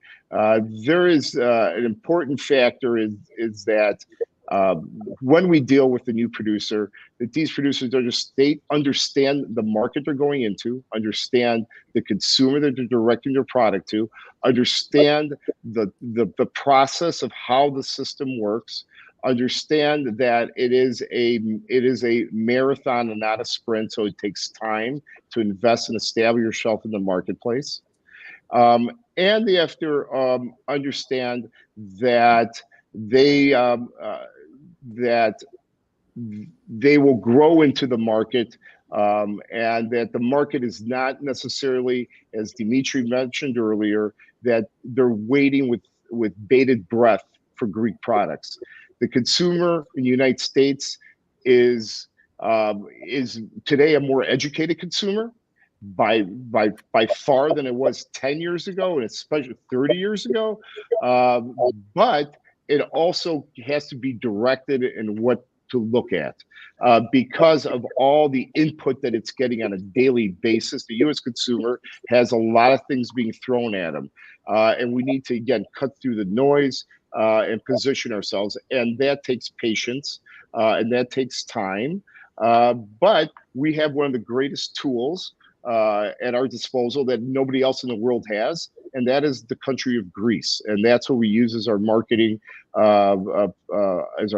tool. Tourism, that has been mentioned many times so far, is going to be our biggest ally going forward, as long as the tourists that come to the United States, which we've seen in the last 3 years grow exponentially in 19, in 21, and in 22. The U.S. tourism has exploded in Greece because of 14 direct flights from U.S. cities to Athens and other destinations within Greece. As long as the experience they have when they go to Greece, which has been a very positive experience, and we've seen the change over the last 10 years in terms of what happens when a U.S. tourist comes to Greece, what experience they're having, especially about food and wine. The hospitality world in Greece has exploded. It is by far one of the greatest experiences on the planet. And this will help the U.S. consumer when it comes back be invigorated, be interested, be engaged in Greek products. And this is not something that is a crazy concept. We've seen it with Italy many decades ago. We've seen it in Spain over the last 20 years. And now we're going to see it in Greece. And this has been the most exciting part. And I think building this foundation over 30 years and now finally seeing this come to fruition is the most exciting thing. And so those are the factors we look at when we look at new producers. Dina, may I just jump in really quickly? Because I think Ted makes a really good point about the message and telling the story behind the product. And this certainly applies to wine, but it also can apply to a number of different products, oil, sauces, is explaining to the consumer how to use it. So Americans are certainly very global curious. But I think sometimes when they're looking at different types of cuisines, they can shy away because they don't know how to use it, prepare it, what it goes with. And so I think telling that story of getting them comfortable and familiar with it and how to properly, prepare their meal or enjoy a wine with their meal is really important as well. Mm-hmm. Yes, I totally agree with you. Thank you, Ted. Thank you, Laura. Thank you, Dimitri, for being here with us today. And it's been a great discussion. Thank you again for your time and for sharing your expertise with our audience. And now we will move on with the next session. And I pass the floor to Dimitri to welcome the panelists of the next session. Thank you, Dina. So now I'm going to have the hat of a moderator, and I would like to introduce you the next panel. That is Mr. Gerasimos Tseis. It's the managing director of Atradios. Hi, how are you? Καλησπέρα. Eleni Albanti, it's from Export Gate and iServices. Hi, Eleni. Hello. And also Tim Lomberto, who is the Senior Director of VAS Consulting. Hi, Tim. Good morning. Hello. Good morning. Good afternoon. So I would like to thank you, and we are going to introduce to our audience, first of all, Makis, Mr. Tseis is going to introduce us to the risks in doing business in the United States. So let's first, the floor is yours, Gerasimos, and I would like to ask you, I mean, how does the credit insurance help an exporter to successfully penetrate and expand to US market? Thank you, Dimitri, for the question. Hello to all the friends of the Hellenic American Society and who are online right now. Let me start my thoughts by sharing that I believe that the exports and the extroversy overall is a decisive element for our economy to achieve its growth targets. Personally, I feel high. I mean, I really have serious appreciation and deep faith to our exporters who are ingenious and well capable. Not to mention that they have survived a protracted period of crisis and difficult years in the past. So not only I am sure that they will survive abroad, but they will triumph. And I would like to just repeat what our Prime Minister said last night in the dinner of the summit, that last year it was an exceptional year of exports, and especially to the US of A, an equally exceptional year. Speaking about credit insurance, credit insurance is a modern, multitasking financial tool that the exporter can use to boost its growth abroad and to achieve its targets abroad. For the ones who do not already know what credit insurance is, let me repeat that credit insurance is the insurance which protects the exporter against the likelihood to suffer a non-payment by one of his buyers abroad to whom he has sold goods or services on credit. So, to make the long story short, in case the buyer abroad doesn't pay our exporter, we will pay the money that are missing. This insurance is provided to the exporter via credit limits, which credit limits are being requested by the exporter for each one of the buyers abroad and equal to the maximum exposure with this very buyer abroad. The insurer, in order to approve or not to approve the credit limit, the insurance, he has prior evaluate the credit worthiness of the buyer. And this is being done by either the empirical information that we have at hand or the financial information that we have at hand. Atradios is a leader in the global stage of credit insurance, and especially in Greece, we were the market leaders for the last many consecutive years, during which years we have developed a massive database of companies, which consists of more than 200 million companies abroad, whose financials we periodically, consistently, systematically revise again and again. So I ask you to visualize the credit insurer as a heavy factory of absorbing information for this huge database of hundreds of millions of companies. Why? Why should we do that? In order to update our opinion for all these buyers abroad and have the optimum view for their creditworthiness. So to be able to provide limits to our exporters for wherever on every buyer they can sell wherever in the planet. So via our platforms, the exporter can sell on credit and take our plafonds and grow safely. So via this, we provide the first benefit of a credit insurance, which is safe growth abroad. Once we approve a credit limit for a specific buyer, then our real job begins. Why?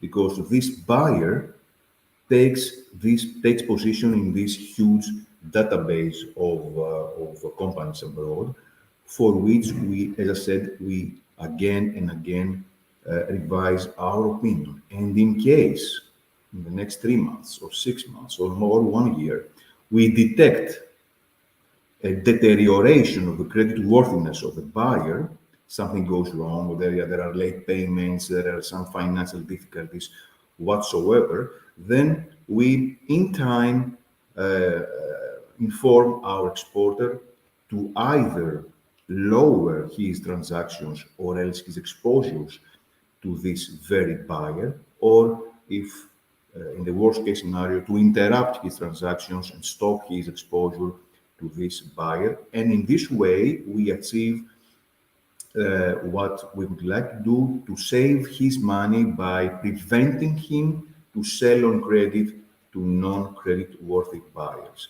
And this is the second, and for me, the most valuable benefit of credit insurance: prophylaxis. Prophylaxis, or else avoidance of problems. However, because we do not know everything in our planet, despite our technology, despite our knowledge and expertise, and because we live in a fast-moving economy, claims do happen and bankruptcies do occur. In this case, the credit insurance deploy the third and probably self-understandable benefit, which is the indemnification. Indemnification means that we will pay the money that are missing. At Radius, we pay the money that are missing, either when the buyer goes bust, becomes bankrupt, or maximum at the end of 6 months after the initial due date. In any case, I have to say that we take over the collection procedure on behalf of our exporter against the buyer with our own resources and sometimes and usually with our own cost. Because imagine for a Greek company to sell wine to a small supermarket in Oklahoma. How can he know how to collect his money?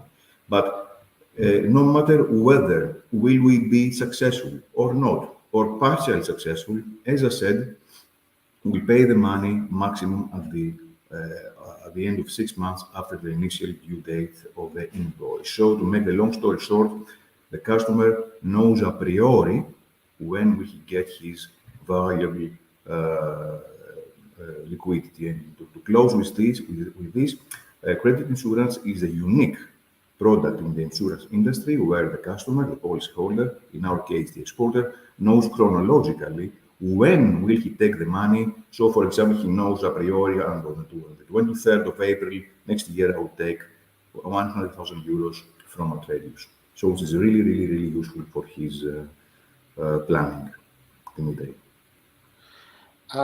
Thank you, Makis. I would like also to because I'm hearing really careful of what you say, and I would like to ask you, is this for all size of companies, or we are talking just for big companies?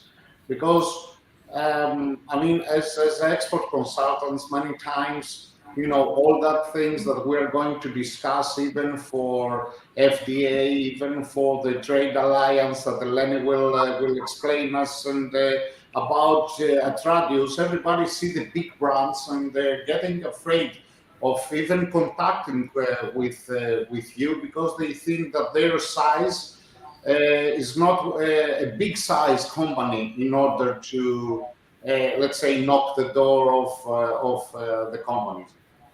So do you believe that there is a limit in, let's say, the size of the company that can have the services you offer? Look, we are not dogmatic, and we service, as we speak, from Greece, many hundreds of companies, either huge multinationals or the vast majority Greek companies. We can insure and provide insurance, export credit insurance, to companies, exporters, whose turnover may start from 1 or 1.5 million euros.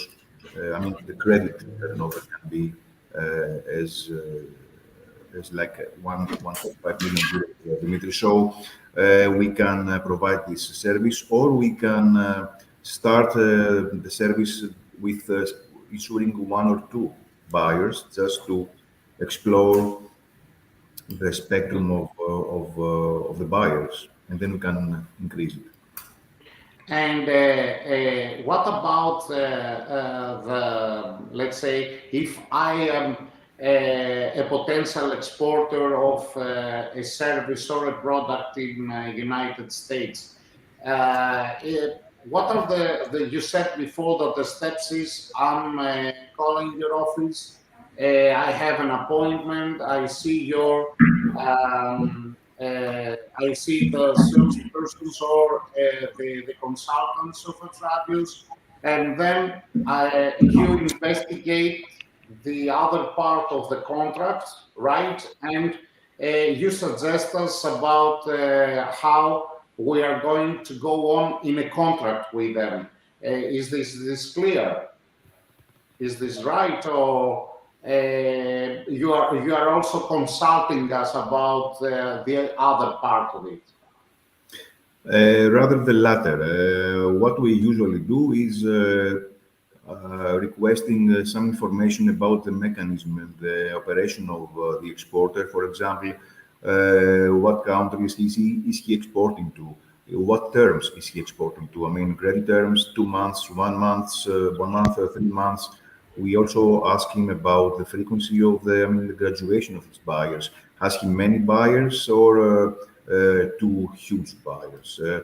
Also asking about his loss history and some other criteria and some other KPIs that we would like to know.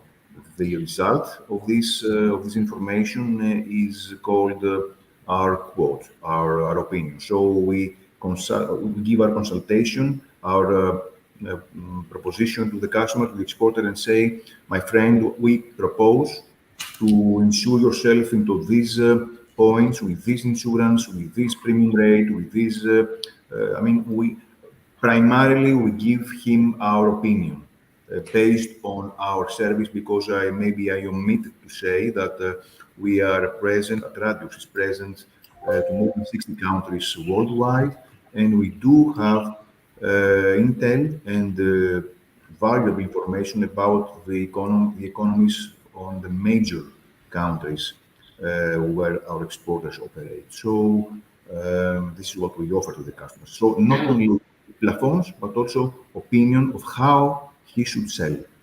Okay, and also we can use this as a liquidity. I mean, is there a tool that we use this insurance product or service as a liquidity in order to have a better liquidity, because we are getting more and more expensive the liquidity nowadays, especially with the interest rates and the inflation that we are facing. So how can this help us? I admit you hit a nerve right now with your question because the expensive financing is rather a painful reality, Dimitris and Paul.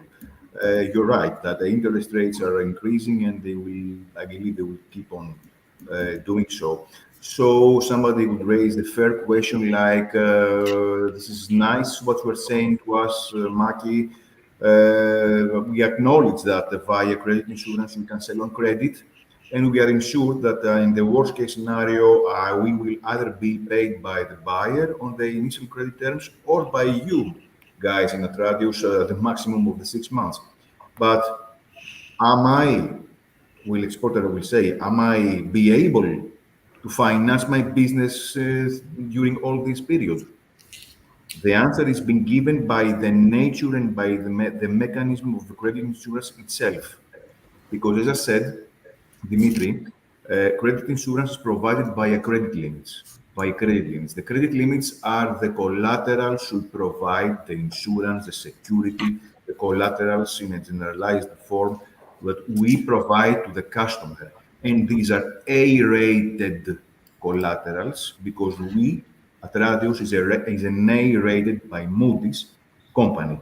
So our collaterals are A-rated. So, to speed it up, our exporter may well assign these insured by these A-rated collaterals receivables to financial institutions like factoring, houses, banks, funds, or combinations of which, and he can enjoy easier and cheaper financing. And why easier and cheaper financing? Because these financial institutions are covered.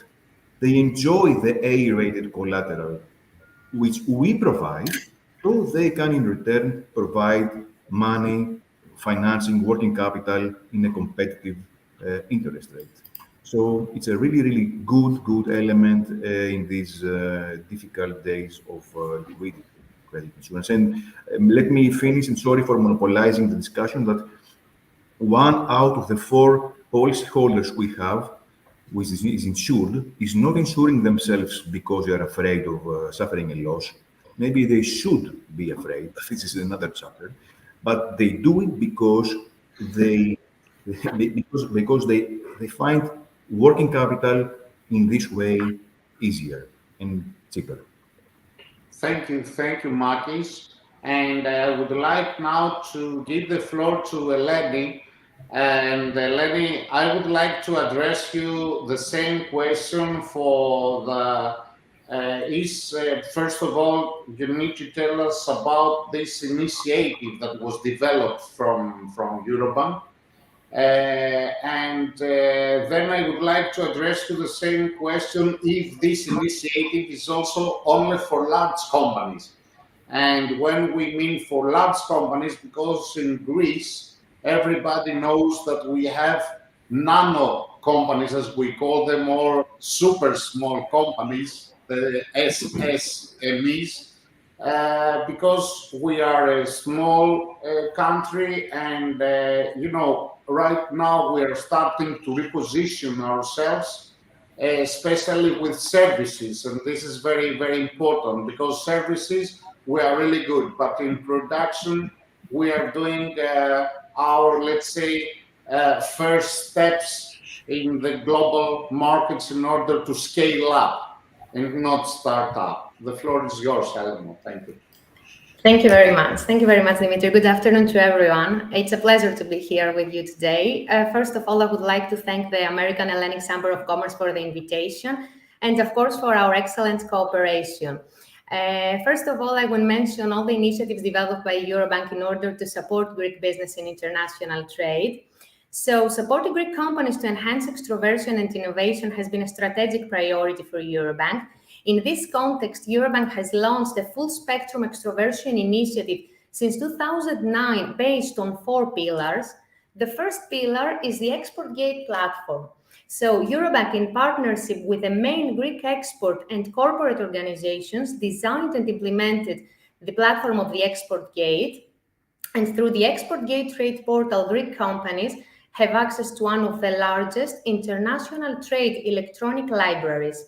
They can search in one place all import and export opportunities and have access to the latest trade information for more than 180 countries. Currently, more than 5,200 Greek companies participate in the platform, covering all the dynamic sectors of Greece. The second pillar is the Trade Club Alliance. So, in addition, ExportGate members have the opportunity to enter Trade Club Alliance, the first global digital networking platform supported by 14 major international banks in more than 60 countries. And they may find reliable partners using modern networking tools and artificial intelligence technology. It's really important to highlight here that all participant banks follow procedures and controls that safeguard network integrity. Currently, more than 22,000 members participate in the club, and regarding Greece, there are more than 2,000 members on the platform. The third pillar are the trade events. Through trade events, we inform and support companies in their international journey. The trade events are business initiatives, something like workshops, reach the whole of the country and not just Athens. And since 2017, more than 100 events have been held, both in physical and, due to the pandemic, in digital presence. And the fourth pillar, the connectivity initiatives. We have created a number of connectivity initiatives under the ExportGate umbrella. The Go International program is a marketing initiative of Eurobank facilitating the cooperation among Greek companies and international counterparts. As of today, 8 business delegations have been successfully concluded, with the most recent, the Go in Thessaloniki, that took place here in Greece in Thessaloniki, with the participation of all partner banks of the Alliance. And we will close with the trade corridors and the online business convention. And these are targeted business delegations for trade club members. Using the electronic networking tools of the platform, we create the conditions for synergies in the electronic or in the physical world via trade missions. And due to the pandemic, we are moving from physical to digital B2B meetings, with the first digital event to take place with more than 50 B2B meetings in the food and beverage sector.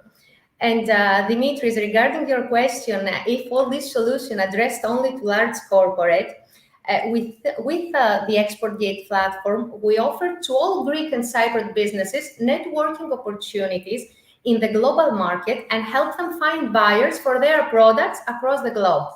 So all these solutions address to all Greek companies, not only large companies, but also SMEs from all the dynamic sectors of the country.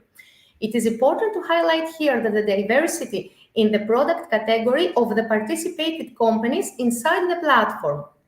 Also, not only large companies, but also mid-sized ones participate in the trade club. Key feature is that 35% of the members are companies from 5 to 35 million annual turnover. And concerning the market of US, there is a diversity of exporters, importers, agents, and distributors, and diversity also in industry and sectors inside the platform.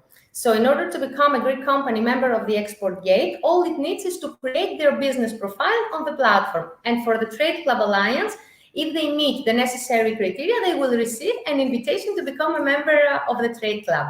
Dimitri. Thank you very much. And the final is, I would like to ask you to name us 3 or 4 sectors that you believe in, that they are potential in the US market, as you can see it from your platform.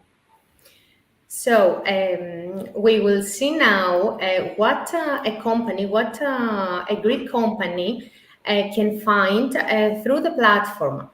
But how was this need created? What are the 3 main challenges that that companies face in international trade? First, to find the best market and the right market for our products, then to manage trade operations, to learn about regulations and the barriers for the country of our interest, and the most important, to find new trusted partners. So in order to cover the first 2 challenges concerning reports and documents, we will see what useful information about US can find a Greek company through ExportGate library. They have access to microeconomic, commercial, and statistical reports in order to have a complete business plan. They receive dynamic information about market trends, consumer behavior, and they may identify new business opportunities in US using database of exporters and importers. They have access to the economic and political overview of the country, the main exported and imported products, and the relevant market reports in order to collect trade data for their product and services. And of course, they can learn about import and export controls to and from US and collect all the necessary shipping documents. So in order to cover the third challenge concerning networking, Greek companies have the opportunity to find new counterparts through the Trade Club Alliance, and the market of US is represented by the Bank of Santander.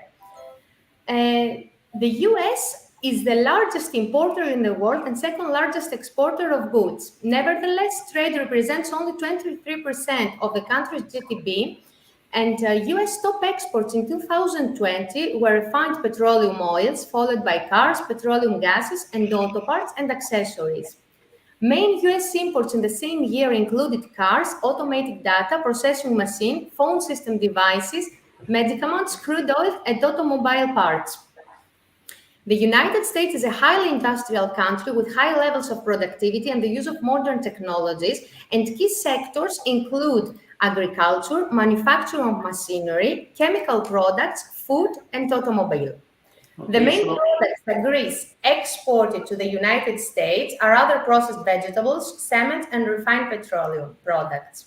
So, in addition to food and agricultural sector, the sector with the most promising prospects for Greek companies are the sector of construction material and also electronic equipment. Also, the machinery, plastic, dairy products, and the beverages sector account for a significant export industry.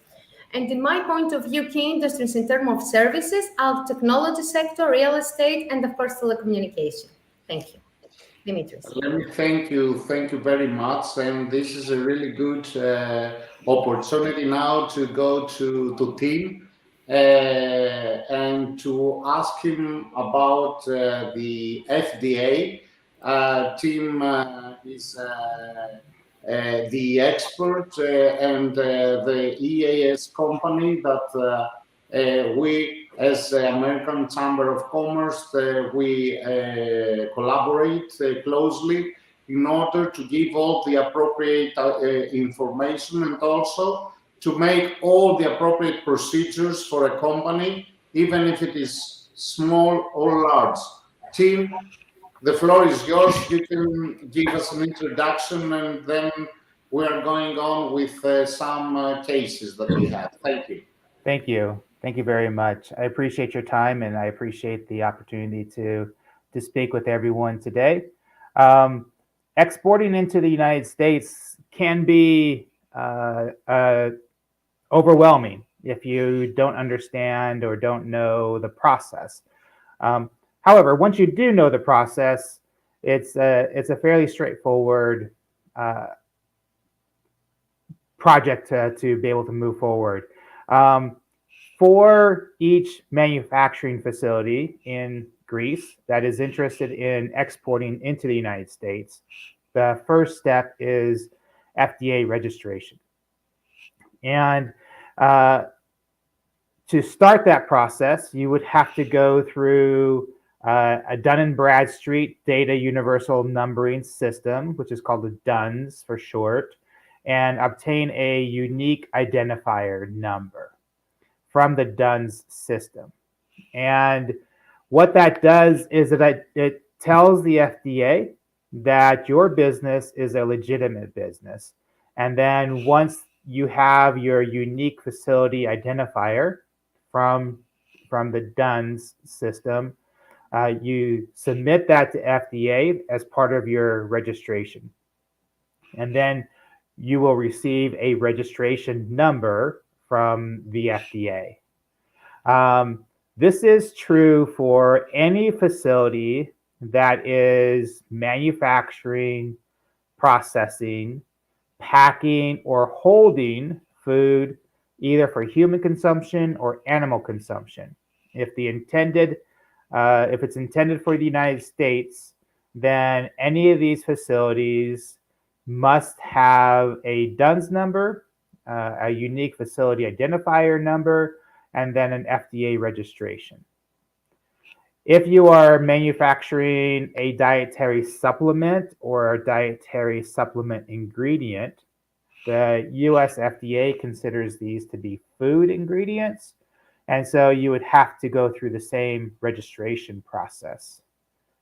If you are a cosmetic facility, then FDA registration is voluntary. We have considerations for small importers versus larger importers. And it's important to understand that the importer for the foreign supplier verification must be based in the United States.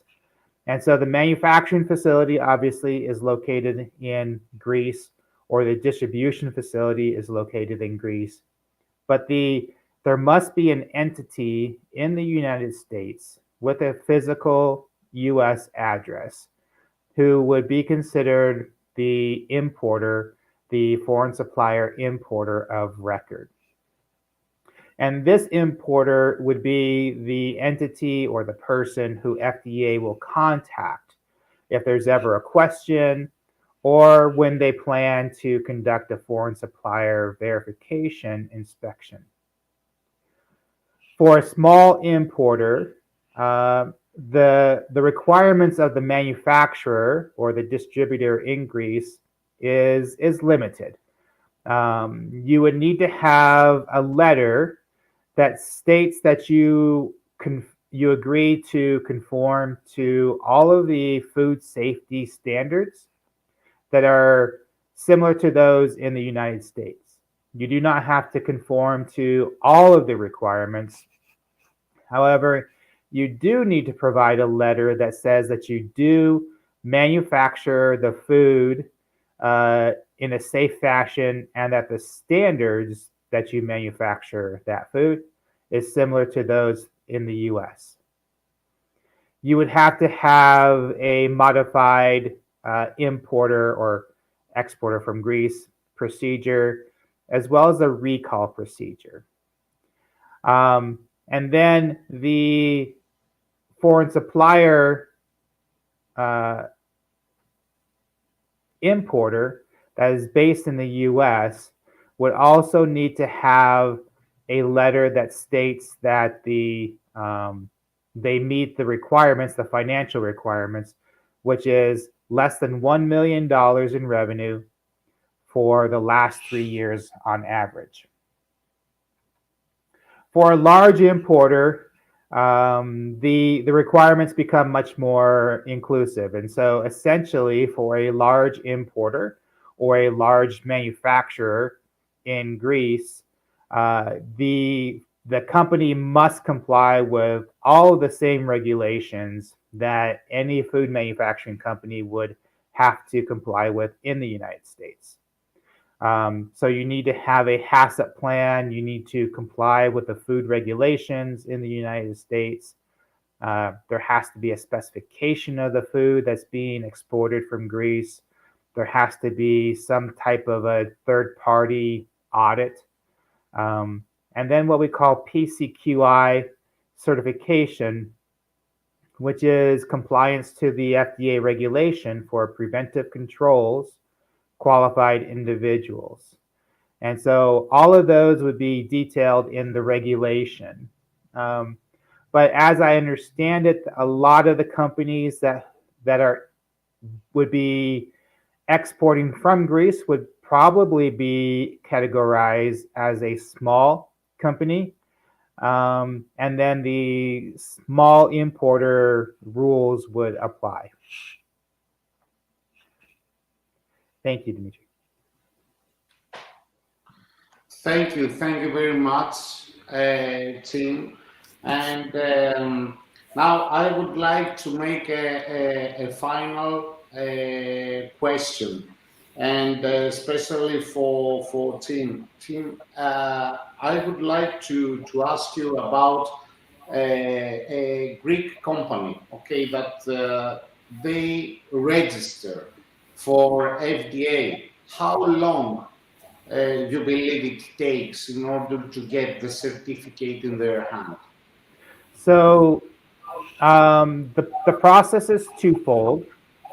First step, again, is going through the DUNS system and getting a unique identifier number. And that process can take about 2 to 3 weeks. And then once you have your DUNS number, you go through the registration process with FDA. And the registration process is all electronic. You submit everything electronically in the FDA website portal. And then that process for you to get your registration number from FDA takes anywhere between 1 to 2 weeks. So within a month to a month and a half of time, you should have your registration. Now, there will be no certification. This is not a certification. So it is simply an FDA registration number where the FDA acknowledges that your company is registered with the FDA and intends to manufacture or distribute food intended for the United States. I'm sorry. So it is possible, it is enough to have the registration number for the beginning in order to start doing business, or we need to complete the process and we have the certification in our hands? So yes, again, there is no certification. Once you have registration with FDA, that is all you need to begin the process. Okay. The second part is that you need to have an entity located in the United States that will act as your foreign supplier verification importer of record. And then it is that entity's obligation to ensure that you are compliant with the regulation, either as a small importer or as a large importer. Okay, and the final, if we bring some goods for an exhibition in order to come for 10 days or for 7 days in order to be there and to participate in a trade fair or a B2B, and we would like just to give some samples or to present our goods and make a test product there. Do we need an FDA, or there is a special procedure for this? So having an FDA registration is helpful. Those samples, those food samples, will need to go through U.S. Customs. And so as it goes through U.S. Customs, having an FDA registration helps to speed that process. As long as the food is not for sale and it's intended for use as samples, then there is no further need from an FDA perspective to do anything further. However, U.S. Customs will require what's called an advance notice, or a prior notice. So you need to notify Customs electronically that these samples are coming into the United States, and there's some paperwork involved with that. And then once U.S. Customs receives that and they receive the samples, then it'll clear Customs and you're able to take the samples and then distribute them at the trade show. Thank you very much. I would like you in this point to thank you all for your participation and contribution one by one. First of all, ladies first, Eleni, thank you very much. Gerasmos, Makis, thank you. And of course, Tim, thank you very much for joining us from United States. Yes, and, of course. Thank you all. Dina, the floor is yours. Thank you. Ευχαριστούμε κύριε Καραβασίλη. Η οθόνη κάτι έχει πάθει μάλλον και δεν μπορώ να δω τον εαυτό μου. Εντάξει, ωραία. Ευχαριστούμε πάρα πολύ για την ενότητα στην οποία ήσασταν συντονιστής, καθώς επίσης και όλους τους ομιλητές, και θα προχωρήσουμε στην επόμενη και τελευταία ενότητα της σημερινής εκδήλωσης και θα ήθελα να δώσω το λόγο στον κύριο Δημήτρη Τσουκαλά, Editor-in-Chief του Business Direction Network. Καλησπέρα κύριε Τσουκαλά. Καλησπέρα. Καλησπέρα και από μένα. Είμαι ο Δημήτρης Τσουκαλάς, είμαι αρχισυντάκτης στη Direction, που στηρίζουμε τη σημερινή εκδήλωση και γενικά τις δράσεις του Ελληνοαμερικάνικου Εμπορικού Επιμελητηρίου. Και στην τελευταία αυτή ενότητα, με τίτλο Expand, θα μιλήσουμε για ελληνική καινοτομία, βιωσιμότητα και επιχειρηματικότητα και πώς ανταποκρίνονται στην αμερικάνικη αγορά. Θα μας βοηθήσουν και συμμετέχουν στην κουβέντα ο κύριος Βασίλης Τσιπάς, founder και CEO της Plantbox, και ο Διονύσης Βαλεντής, Business Development Director της Matrix Pack. Ήταν να είναι μαζί μας και ο κύριος Γιάννης Καρυπίδης, CEO της Taya Pharma, αλλά όπως ενημερώθηκα έχει αποκλειστεί στο Λονδίνο, που έχει άσχημες καιρικές συνθήκες και δεν μπόρεσε να συνδεθεί. Θα ξεκινήσω λίγο με τη Matrix Pack, με τον κύριο Βαλεντή. Η Matrix Pack είναι... Με ακούτε? Βεβαίως. Καλησπέρα και ευχαριστώ για την πρόσκληση. Καλησπέρα. Η Matrix Pack διαθέτει διεθνή παρουσία και έχει και δίκτυο πωλήσεων στη ΣΥΠΑ. Θα μας περιγράψετε λίγο πώς χτίσατε αυτή την παρουσία στην αμερικάνικη αγορά, πώς το αποφάσισε η εταιρεία να μπει στη ΣΥΠΑ και πόσος χρόνος χρειάστηκε. Ήταν κάτι που έγινε γρήγορα, χρειάστηκαν πολλές προσπάθειες? Βεβαίως. Η Matrix ιδρύθηκε το 2009 και από την πρώτη στιγμή είχε στόχο εξαγωγές και τη διεθνή αγορά. Με την αμερικανική αγορά αποφασίσαμε να ασχοληθούμε ενεργά το 2019, δηλαδή πρακτικά 10 ολόκληρα χρόνια μετά. Γιατί όμως τα πλαστικά καλαμάκια, που είναι το κύριο προϊόν μας, η εταιρεία ξεκίνησε να τα παράγει και έχει με την ίδρυσή της, και σαν προϊόν έχουν ιδιαίτερα χαρακτηριστικά. Καταλαμβάνουν μεγάλο όγκο, έχουν χαμηλή αξία προϊόντος, τα μεταφορικά είναι πολύ σημαντικά στη τελική τιμή του προϊόντος, άρα πρακτικά χρειάζεται να έχεις ένα εργοστάσιο με μεγάλο capacity της παραγωγής κοντά στον τελικό χρήστη. Έτσι, σαν εταιρεία, ο πρώτος μας στόχος ήταν να γίνουμε μεγάλη παραγωγή στην Ευρώπη και έτσι δώσαμε focus στη γειτονιά μας. Έτσι και αναπτύξαμε νέα εργοστάσια στην Ελλάδα και την Βουλγαρία. Παράλληλα, περάσαμε και βασικά περνάμε ακόμα ένα μεγάλο market transformation από το πλαστικό καλαμάκι μιας χρήσης σε εναλλακτικές μορφές. Είτε είναι το χάρτινο καλαμάκι, είτε είναι το βιοπλαστικό. Το 2000, λοιπόν, που αποφασίσαμε να επανέλθουμε δυναμικά, συμμετείχαμε σε διάφορες εκθέσεις στην Αμερική και πραγματοποιήσαμε μια σειρά ταξιδιών και επισκέψεων, ξεκινώντας από global πελάτες που ήδη δουλεύαμε στην Ευρώπη. Πελάτες όπως τα McDonald's, ο Burger King, τα Burger King, Coca-Cola, η PepsiCo. Αυτοί οι πελάτες αποτέλεσαν την αρχική μαγιά εμπορικά, αν μπορώ να το πω. Ξεκινήσαμε παράλληλα την έρευνα για να επενδύσουμε σε παραγωγικές μονάδες στη ΣΥΠΑ και μετά ήρθε το COVID, όπου κάναμε παύση και επανήλθαμε τώρα. Τελικά αυτό μας έκανε καλό. Ο ανταγωνισμός στην Αμερική είχε θέματα, τόσο εργατικά λόγω COVID και supply chain λόγω πρώτων υλών, και έτσι πρακτικά μας δόθηκε η ευκαιρία να καλύψουμε ανάγκες κάποιων από τα global accounts μας, έστω και απομακρυσμένα από την Ευρώπη.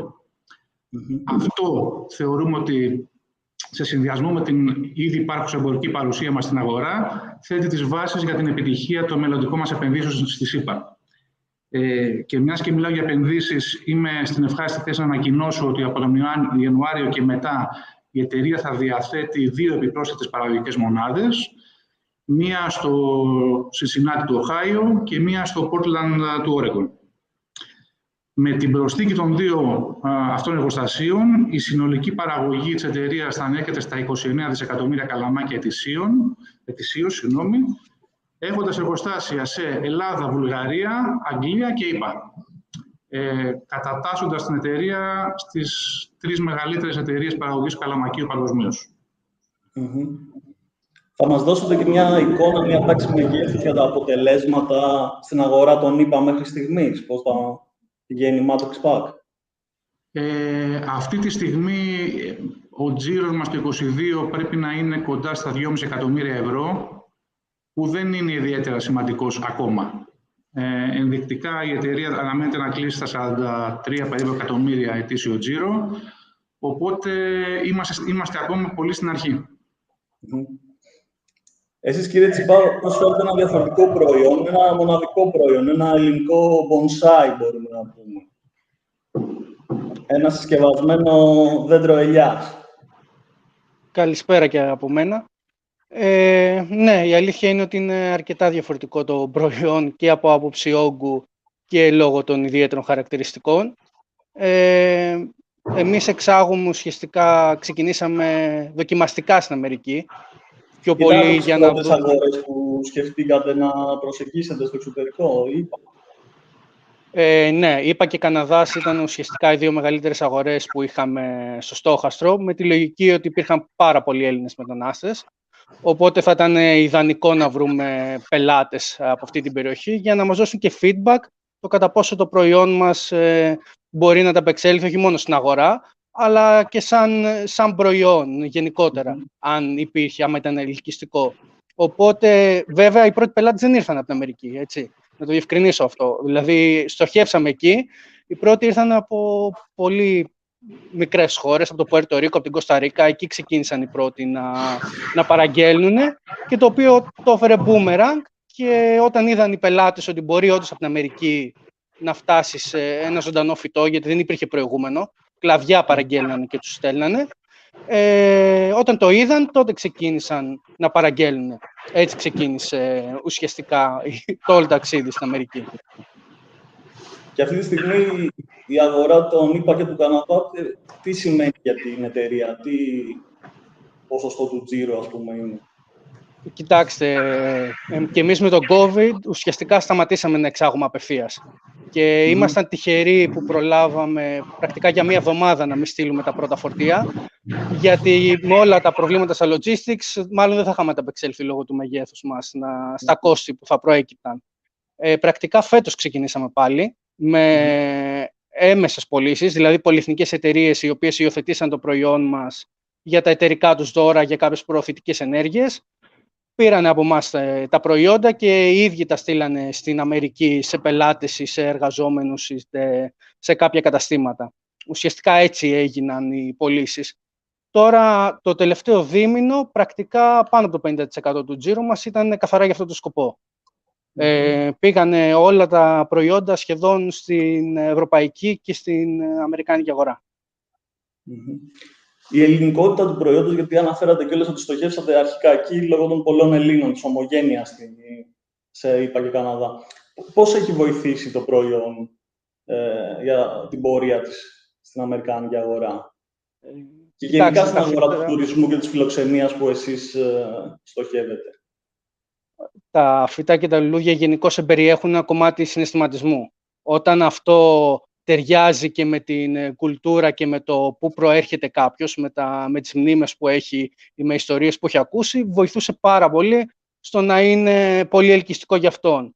Άρα, πρακτικά, εμείς στοχεύσαμε και ήταν ουσιαστικά ο μοχλός πίεσης για να τα αγοράσει κάποιος, ότι προέρχεται από την Ελλάδα, προέρχεται από τον τόπο που ήταν οι παππούδες, οι γονείς τους, από εκεί που προέρχονται. Και αυτό ήταν το βασικό χαρακτηριστικό, ότι δεν θα παίρναν μια ποικιλία ελιάς ελληνική από την Αμερική, παίρναν πρακτικά κάτι που ζούσε, μεγάλωσε και είναι ζωντανό από τη χώρα τους. Το ίδιο φυσικά είναι ελκυστικό και στο κομμάτι του τουρισμού, ότι πρακτικά παίρνουν ένα μη αναλώσιμο προϊόν, γιατί λάδι μπορούν να βρουν από αρκετές χώρες. Και θα καταναλωθεί. Καλώς ή κακώς είναι ένα προϊόν που καταναλώνεται. Δεν θα μείνει. Η ελιά πρακτικά θα ζήσει. Όσο την περιποιούνται, θα ζήσει. Δηλαδή, έχουν περάσει 3 και 4 χρόνια από ανθρώπους που τα πήραν είτε απευθείας από εμάς τα δέντρα, είτε από συνεργάτες, και μας στέλνουν φωτογραφίες με το πώς είναι το φυτό τους στον Καναδά, πώς είναι στην Αγγλία, πώς είναι στην Ολλανδία, πώς μεγαλώνει στην Ινδία η ελιά. Οπότε, είναι κάτι που συγκρατεί όλες αυτές τις μνήμες, όλη την κουλτούρα από πίσω που περιέχεται μέσω της χώρας. Ωραία. Εσείς, κύριε Βαρελντή, πρόσφατα η Matrix Pack εξασφάλισε μια χρηματοδότηση από την Ευρωπαϊκή Επενδυτική Τράπεζα για το transformation που αναφέρατε προηγουμένως, τη μετάβαση προς βιοδιασπόμενα υλικά. Αυτό είναι μια εξέλιξη που θα βοηθήσει και στην αμερικάνικη αγορά, την εταιρεία? Είναι η βιωσιμότητα ένα στοιχείο επιτυχίας για τη ΣΥΠΑ? Ναι. Καταρχάς, το ότι χρηματοδοτηθήκαμε αποτελεί καλό marketing, γι' αυτό και υπάρχει και ερώτηση. Είμαστε η πρώτη ελληνική εταιρεία που χρηματοδοτήθηκε τα τελευταία χρόνια απευθείας από την Ευρωπαϊκή Τράπεζα Επενδύσεων. Πέρα από την πλάκα, σε πρακτικό επίπεδο, αυτό αποτελεί ένδειξη υγείας και προοπτικής, θα έλεγα, και σαφώς και πιστεύουμε ότι θα ενισχύσει την παρουσία μας στη ΣΥΠΑ. Γενικότερα, η βιωσιμότητα είναι σημαντικό στοιχείο για εμάς, τόσο αναφορικά με την εταιρεία, όσο και αναφορικά αυτή καθ' αυτή, δηλαδή company-based, όσο και αναφορικά με την γκάμα ή το πορτφόλιο των προϊόντων μας. Όσον αφορά την εταιρεία, προφανώς μπορούμε να αντλήσουμε κεφάλαια πιο εύκολα για την ανάπτυξή μας. Παράλληλα, όμως, μπορούμε και να μειώσουμε τα κόστη παραγωγής και supply chain των πρώτων υλών μας. Τώρα, όσον αφορά τα προϊόντα μας, η Matrix πάντα λειτουργούσε και θα συνεχίσει να λειτουργεί υπό τη λογική του one-stop shop. Τόσο στα καλαμάκια, όσο και στα καπάκια. Για τα οποία, μάλιστα, έχουμε προχωρήσει σε μια επένδυση 50 εκατομμυρίων ευρώ όσον αφορά τα fiber καπάκια. Τι είναι one-stop shop? Πρακτικά η Matrix είναι material agnostic στα προϊόντα που παράγει. Η αμερικάνικη αγορά είναι fragmented, κυρίως λόγω legislation, και απαιτεί πρακτικά όλα τα προϊόντα και όλες οι πρώτες ύλες, όλα τα raw materials. Αυτό είναι κάτι που θεωρούμε ότι οι local ανταγωνιστές μας δεν μπορούν να αντιμετωπίσουν επιτυχώς αυτή τη στιγμή. Θεωρούμε άρα ότι η Matrix θα είναι το πρώτο πραγματικά one-stop shop στο καλαμάκι, που είναι το κύριο προϊόν της, αρχικά, και στο καπάκι που είναι το δευτερεύον στη ΣΥΠΑ. Πιστεύουμε ότι θα λειτουργήσουμε ως market disruptor, πράγμα που θα έχει θετικό αντίκτυπο στην παρουσία μας στην αμερικάνικη αγορά. Οι νέες μονάδες που είπατε ότι θα ξεκινήσουν το 2023 θα ασχολούνται με αυτό, με τα βιοδιασπόμενα? Σωστά. Και με το βιοδιασπόμενο και με το χάρτινο καλαμάκι και με το πλαστικό αν απαιτηθεί. Σε όλη αυτή την πορεία στην Αμερική, ποιες θα λέγατε ότι είναι διαχρονικά οι προκλήσεις που αντιμετωπίσατε? Ποια ήταν τα εμπόδια που έπρεπε να ξεπεράσετε? Αρχικά οι προκλήσεις ήταν προϊόντικες. Δηλαδή, ή δεν είχαμε πιθανώς αρκετό capacity να σερβίρουμε την αγορά, ή ήμασταν ακριβοί λόγω μεταφορικών, ή η αγορά ήταν τελείως far east focused, ιδίως αναφορικά με το πλαστικό καλαμάκι, οπότε είχαν συνηθίσει να δουλεύουμε με την Κίνα π.χ. Β, αφορούσαν τον ανθρώπινο παράγοντα. Πρακτικά δεν είχαμε τα human resources να προσεγγίσουμε όπως θα θέλαμε μια τόσο μεγάλη αγορά. Πλέον σε αυτό το τομέα διαθέτουμε ένα πολύ δυνατό core team δυναμικών στελεχών, αλλά και αυτό είναι το σημαντικότερο, τη δυνατότητα να προσθέσουμε και να απορροφήσουμε κόσμο καλύτερο από εμάς. Σε αυτό έχει βοηθήσει πάρα πολύ η ψηφιοποίηση, η πλήρη ψηφιοποίηση όλων των ροών μας, σε συνεργασία με την APT, που είναι η εταιρεία πληροφορικής του ομίλου μας. Γάμα, όσον αφορά τις προκλήσεις, η εικόνα μας στη ΣΥΠΑ. Μας αντιμετώπιζαν σαν έναν ακόμα παραγωγό που ήρθε να πουλήσει το προϊόν του. Πλέον είμαστε system first supplier σε global chains όπως τα McDonald's και τα Burger King, οπότε μας αντιμετωπίζουν διαφορετικά. Αλλά το σημαντικότερο διαχρονικά είναι ότι δεν ήμασταν local player. Ήμασταν κάποιος από το εξωτερικό, παρότι είχε γραφεία ή δεν είχε. Δεν είχαμε παραγωγικό presence στην Αμερική. Αυτή τη στιγμή, από τον Ιανουάριο και μετά, θα είμαστε local. Οι δύο νέες παραγωγικές μονάδες θα απαιτήσουν πολλή δουλειά, φυσικά, όσον αφορά το συγχρονισμό μεταξύ των τμήματων της εταιρείας. Το ομαλό integration, τόσο παραγωγικά όσο και εμπορικά, θα μας απασχολήσει έντονα, πιστεύουμε, τον επόμενο καιρό. Αλλά παρόλα αυτά, νιώθουμε σίγουροι ότι θα ανταποκριθούμε σε αυτές τις προκλήσεις. Εσάς, κύριε Τσιπά, τι σας δυσκόλεψε περισσότερο όσον αφορά την είσοδό σας στην αμερικάνικη αγορά? Κοιτάξτε, το μεγαλύτερο πρόβλημα για μας ήταν καταρχήν η μεταφορά. Επειδή ουσιαστικά οι πωλήσεις μας ήταν με μονομένα προϊόντα λιανική ξεκίνησαμε να κάνουμε, και ή μερικές δεκάδες το καλύτερο, υπήρχε το κόστος μεταφοράς και ο χρόνος αναμονής. Γιατί έχουν συνηθίσει στην Αμερική προφανώς να παραγγέλνουν ένα δέμα και σε 24 ώρες ή 48 να είναι στην πόρτα τους. Οπότε όταν ξαφνικά υπήρχε ένα χρονικό διάστημα, τι να σας πω, μπορεί να φτάνει και τις 3 εβδομάδες για να φτάσει. Μπορεί να κάνουμε 3 μέρες, μπορεί 3 εβδομάδες. Δεν ήταν σταθερό, δεν υπάρχουν τόσο συχνά δρομολόγια. Ήταν ένα πρόβλημα που είχαμε πολύ σοβαρό. Και το δεύτερο ήταν πρακτικά η νομοθεσία. Είναι ένα ζωντανό προϊόν τα αυτά, οπότε μπαίνουμε σε μια κατηγορία όπως τα λαχανικά, που έχουν αρκετές προδιαγραφές και ελέγχους να περάσουν. Σε αυτό βοήθαγε βέβαια το background. Προέρχομαι από την παραγωγή. Ουσιαστικά η δουλειά μου είναι να παράγω δέντρα. Άρα ήμουνα και ο πρώτος και ίσως ο μόνος στην αλυσίδα που μπορούσε να λύσει σχετικά γρήγορα αυτό το πρόβλημα. Μπορούσαμε να φτιάξουμε το προϊόν με προδιαγραφές τέτοιες, οι οποίες θα μπορούσαν να παρακάμψουν πολλά από τα προβλήματα και να λάβουν όλα τα passports που χρειάζεται για να μπορέσουν να ταξιδέψουν στην Αμερική. Νομίζω αυτά τα δύο ήταν τα κυριότερα και τα πιο χρονοβόρα, γιατί από άποψη το πόσο ελκυστικό ήταν το προϊόν, το packaging και αυτό που πρόσφερε, παρότι δεν το καταλαβαίναμε εκείνη τη στιγμή, δηλαδή ήταν καθαρά πειραματικό το όλο στάδιο, τελικά τέριαξε στην κουλτούρα της αμερικάνικης αγοράς, αρκετά μπορώ να πω. Πράγμα που σε εμάς ήταν άγνωστο, δηλαδή όλο το κομμάτι του gifting και το τι ψάχνουν ήταν άγνωστο στην Ελλάδα σαν αγορά και δεν μπορούσαμε να το ξέρουμε εκ των προτέρων. Αλλά αυτά, δεν είχαμε κάποιο άλλο πιο σοβαρό πρόβλημα. Με βάση την πορεία μέχρι τώρα, αλλά και τις προοπτικές που υπάρχουν, θα λέγατε δηλαδή ότι άξιζε η προσπάθεια να μπείτε στην αμερικάνικη αγορά, να αντιμετωπίσετε αυτές τις προκλήσεις? Η αλήθεια είναι ότι άξιζε 100% με τη λογική των πληροφοριών που πήραμε πίσω. Όχι μόνο το πώς μπορεί ο κόσμος να αγκάλιασε το προϊόν, αλλά ποια κενά της αγοράς πραγματικά καλύπταμε. Γιατί εμείς στο μυαλό μας στην αρχή είχαμε απλά μια ελιά για δώρο για να την πάρει ο τουρίστας κάποιος Έλληνας, αλλά το να μάθουμε την αγορά του corporate gifting, το πώς λειτουργεί η αγορά, τι αναζητάει ο κόσμος και οι επιχειρήσεις αυτό, και τον κόσμο του retail στο φυτό και στα πιο μεγάλα καταστήματα, ας πούμε, μας έδωσε πολύ feedback για να καταλάβουμε πού πρέπει να στραφούμε και τι πρέπει να κάνουμε, και άξιζε. Και θεωρώ ότι είναι και η σημαντικότερη αγορά που πρέπει να στοχεύσουμε όταν με το καλό μπορέσουμε να έχουμε μια σειρά προϊόντων ολοκληρωμένη. Κύριε Βαλεντή, το είδατε και εσείς αυτό, δηλαδή η εμπειρία σας με την αμερικάνικη αγορά σας βοήθησε και σε άλλες αγορές και τα insights που πήρατε από τη ΣΥΠΑ? Θεωρώ ότι είμαστε ακόμα σχετικά νωρίς στην πορεία μας. Μέχρι στιγμής πιο πολύ χρησιμοποίησαμε την τεχνογνωσία μας από άλλες αγορές στο να θέσουμε τις βάσεις για να πετύχουμε στην αμερικάνικη αγορά, γιατί θεωρώ ότι ακόμα δεν έχουμε πετύχει.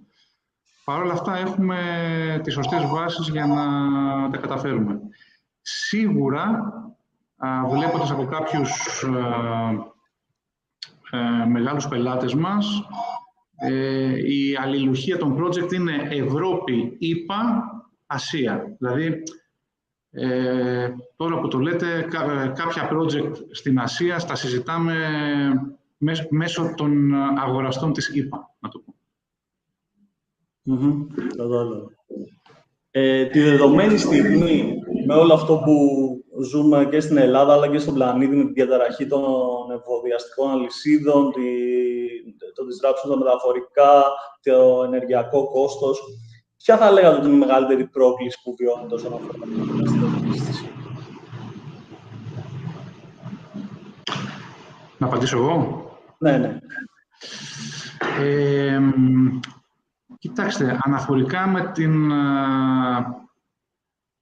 η βασική πρόκληση για εμάς έχει να κάνει ότι στο τέλος της ημέρας υπάρχουν πληθωριστικές τάσεις παντού και ο τελικός καταναλωτής, που είναι και ο τελικός χρήστης των προϊόντων μας, ο οποίος έχει λιγότερο spending power.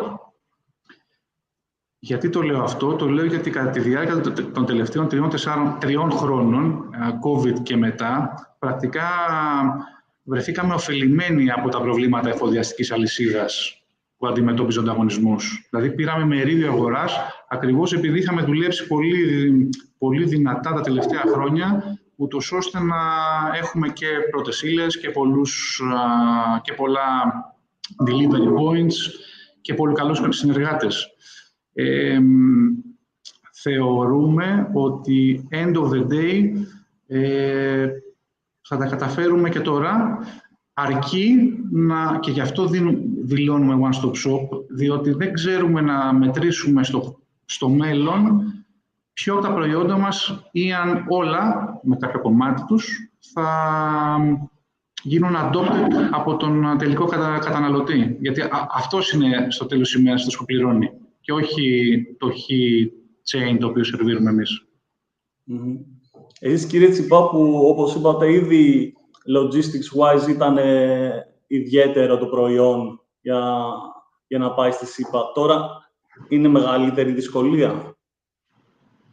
Κοιτάξτε, τα κόστη ήδη ήταν μεγάλα και μη βιώσιμα πρακτικά. Απλά υπήρχε, επειδή η παραγωγή ήταν δικιά μας, μπορούσαμε να μειώσουμε τόσο το κόστος που να γινόταν ελκυστικό το προϊόν για να φτάσει με πιο έξτρα κόστος στον καταναλωτή. Τώρα είναι μη βιώσιμο.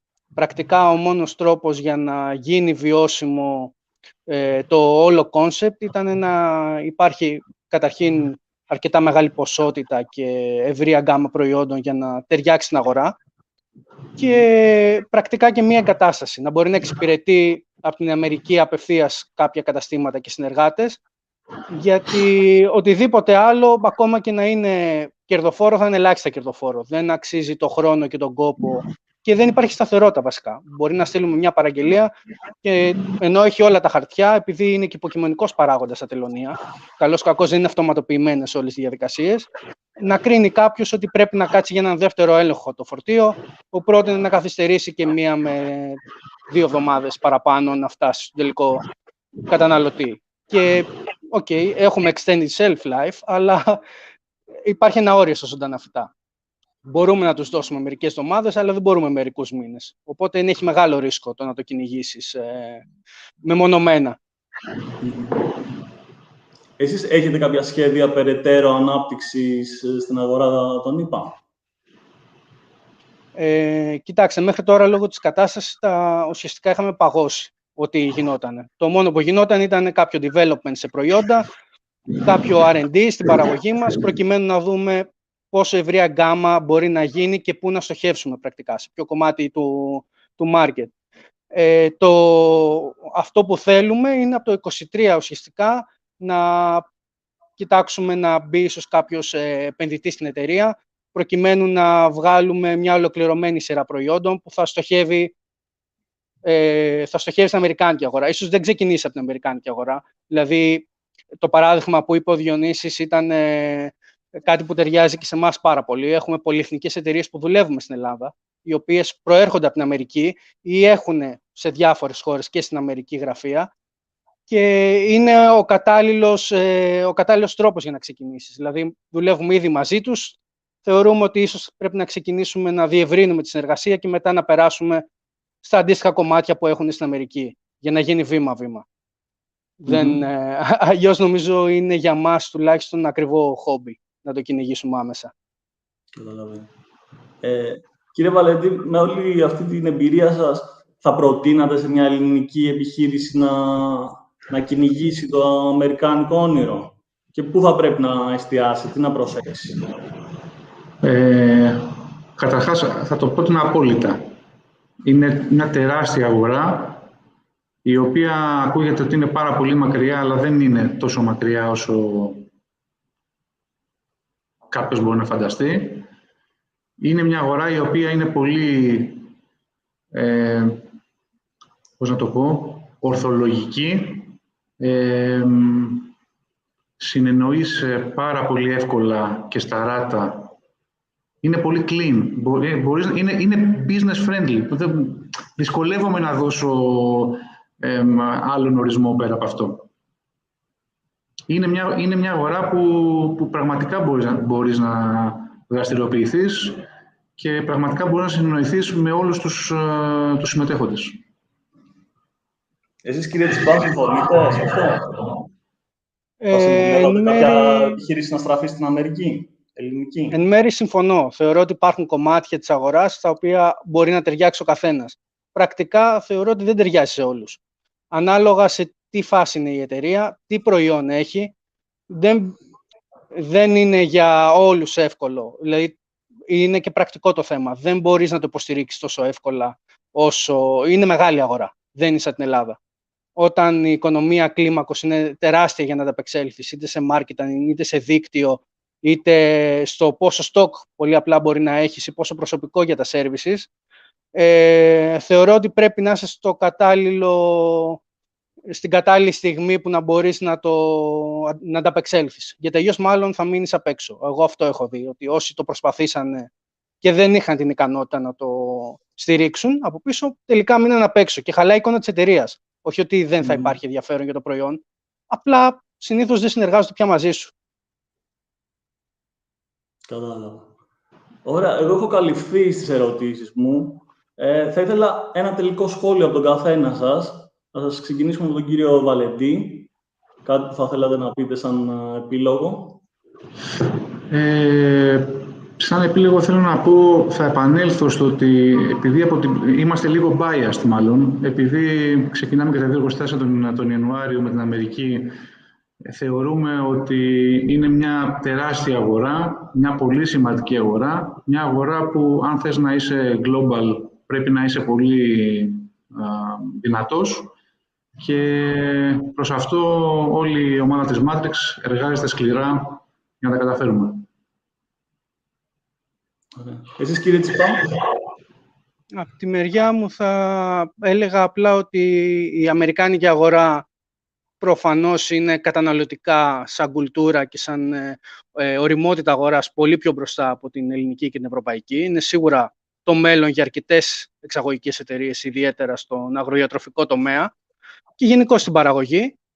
Το μόνο που ίσως εμένα θα μου έλειπε σαν Βασίλη, σαν μικρή επιχείρηση από την Ελλάδα που θα προσπαθήσει να μπει στην αγορά, θα ήταν το να μπορέσουμε λίγο πιο οργανωμένα να συμμετάσχουμε σε εκθέσεις ή να δειγματίσουμε το προϊόν σε κάποιους buyers με μια αποστολή από την Ελλάδα ή κάπως να λάβουμε πιο άμεσο feedback και να μπορέσουμε πιο οργανωμένα να μπούμε στην αγορά. Ίσως αυτό θα βοηθούσε πολύ περισσότερο για την ετοιμότητα. Σας ευχαριστώ πάρα πολύ για τους δύο, για την εμπειρία σας που μεταφέρατε από την αμερικάνικη αγορά. Ήταν πολύ χρήσιμη και τροφή για σκέψη για όλους, πιστεύω. Και πιστεύω μπορούμε να συνεχίσουμε με το συνέδριο με τα closing remarks. Καλησπέρα κύριε Τσουκαλά, σας ευχαριστούμε πολύ και εσάς και τον κύριο Τσιπά και τον κύριο Βαλεντή που μοιράστηκαν την εμπειρία τους μαζί μας. Ακούσαμε κάποια πολύ εύστοχα σχόλια, τα προβλήματα που αντιμετώπισαν, αλλά και το πώς τελικά ξεπέρασαν κάποια από αυτά. Εμείς από τη σειρά μας αυτό που μπορούμε να κάνουμε είναι να ευχηθούμε κάθε επιτυχία σε κάθε επιχείρηση που θα προσπαθήσει να εξάγει στην Αμερική. Ως επιμελητήριο είμαστε στο πλευρό σας για να μπορέσουμε να σας καθοδηγήσουμε. Θα ήθελα να απαντήσω σε κάποια ερωτήματα που δεχτήκαμε. Καταρχάς, ευχαριστούμε πολύ για τη συμμετοχή και για τα comments που ήρθαν στο live chat, το box. Όσον αφορά τώρα στους τομείς με τους οποίους εμείς κυρίως ασχολούμαστε, η κρίσιμη μάζα των εταιριών προέρχεται από τον κλάδο τροφίμων και ποτών, δεδομένου ότι είναι ένας κλάδος ο οποίος έχει την μεγαλύτερη εξωστρέφεια προς τη ΣΥΠΑ. Ωστόσο, προσπαθούμε να ανοίξουμε και νέες αγορές. Για παράδειγμα, δεχτήκαμε και ένα σχόλιο από κάποια εταιρεία που δραστηριοποιείται στον χώρο της μόδας. Πέρυσι είχαμε καλεσμένη την πρόεδρο του United States Fashion Industry Association, η οποία μας μίλησε σχετικά, όπως επίσης και στην αγορά του natural και του organic προϊόντων, που είναι κάτι το οποίο πλέον οι Αμερικανοί έχουν αρχίσει και ζητούν. Από εκεί και πέρα, άλλη ερώτηση που δεχτήκαμε είχε να κάνει με το πώς μπορεί μια μικρομεσαία επιχείρηση ποια είναι τα βήματα που θα πρέπει να ακολουθήσει. Αυτό που εμείς πάντα λέμε σε όσες επιχειρήσεις έρχονται σε επικοινωνία μαζί μας είναι ότι θα πρέπει καταρχάς να κάνουν μια έρευνα, να στοχεύσουν γεωγραφικά. Το ακούσαμε αρκετά στο σημερινό συνέδριο, ότι η αγορά της Αμερικής είναι πολύ μεγάλη, επομένως θα πρέπει να είσαι ξεκάθαρος πού ακριβώς θέλεις να στοχεύσεις αρχικά, να δεις τις ιδιαιτερότητες που υπάρχουν εκεί, τα χαρακτηριστικά του καταναλωτή στον οποίο θέλεις να απευθυνθείς και φυσικά να είσαι σύνομος με τις διαδικασίες που διέπουν τον FDA, είτε αυτό έχει να κάνει με την ετικέτα, είτε με άλλες ρυθμίσεις που χρειάζεται κάποιος να έχει ανάλογα τον κλάδο στον οποίο δραστηριοποιείται. Πολύ σημαντικό είναι η επιλογή αξιόπιστων συνεργατών σε κάθε στάδιο της αλυσίδας. Και επίσης, όσον αφορά και ένα σχόλιο για το διμερές εμπόριο, ευχαριστούμε πάρα πολύ τον κύριο που μας το έστειλε. Έχει να κάνει με την ισοτιμία του δολαρίου και του ευρώ. Να απαντήσω επίσης στο ότι όλα τα βίντεο είναι διαθέσιμα ήδη από τώρα στην ιστοσελίδα αυτή της Live Media και θα αναρτηθούν αύριο στην σελίδα του συνεδρίου, όπως και οι παρουσιάσεις.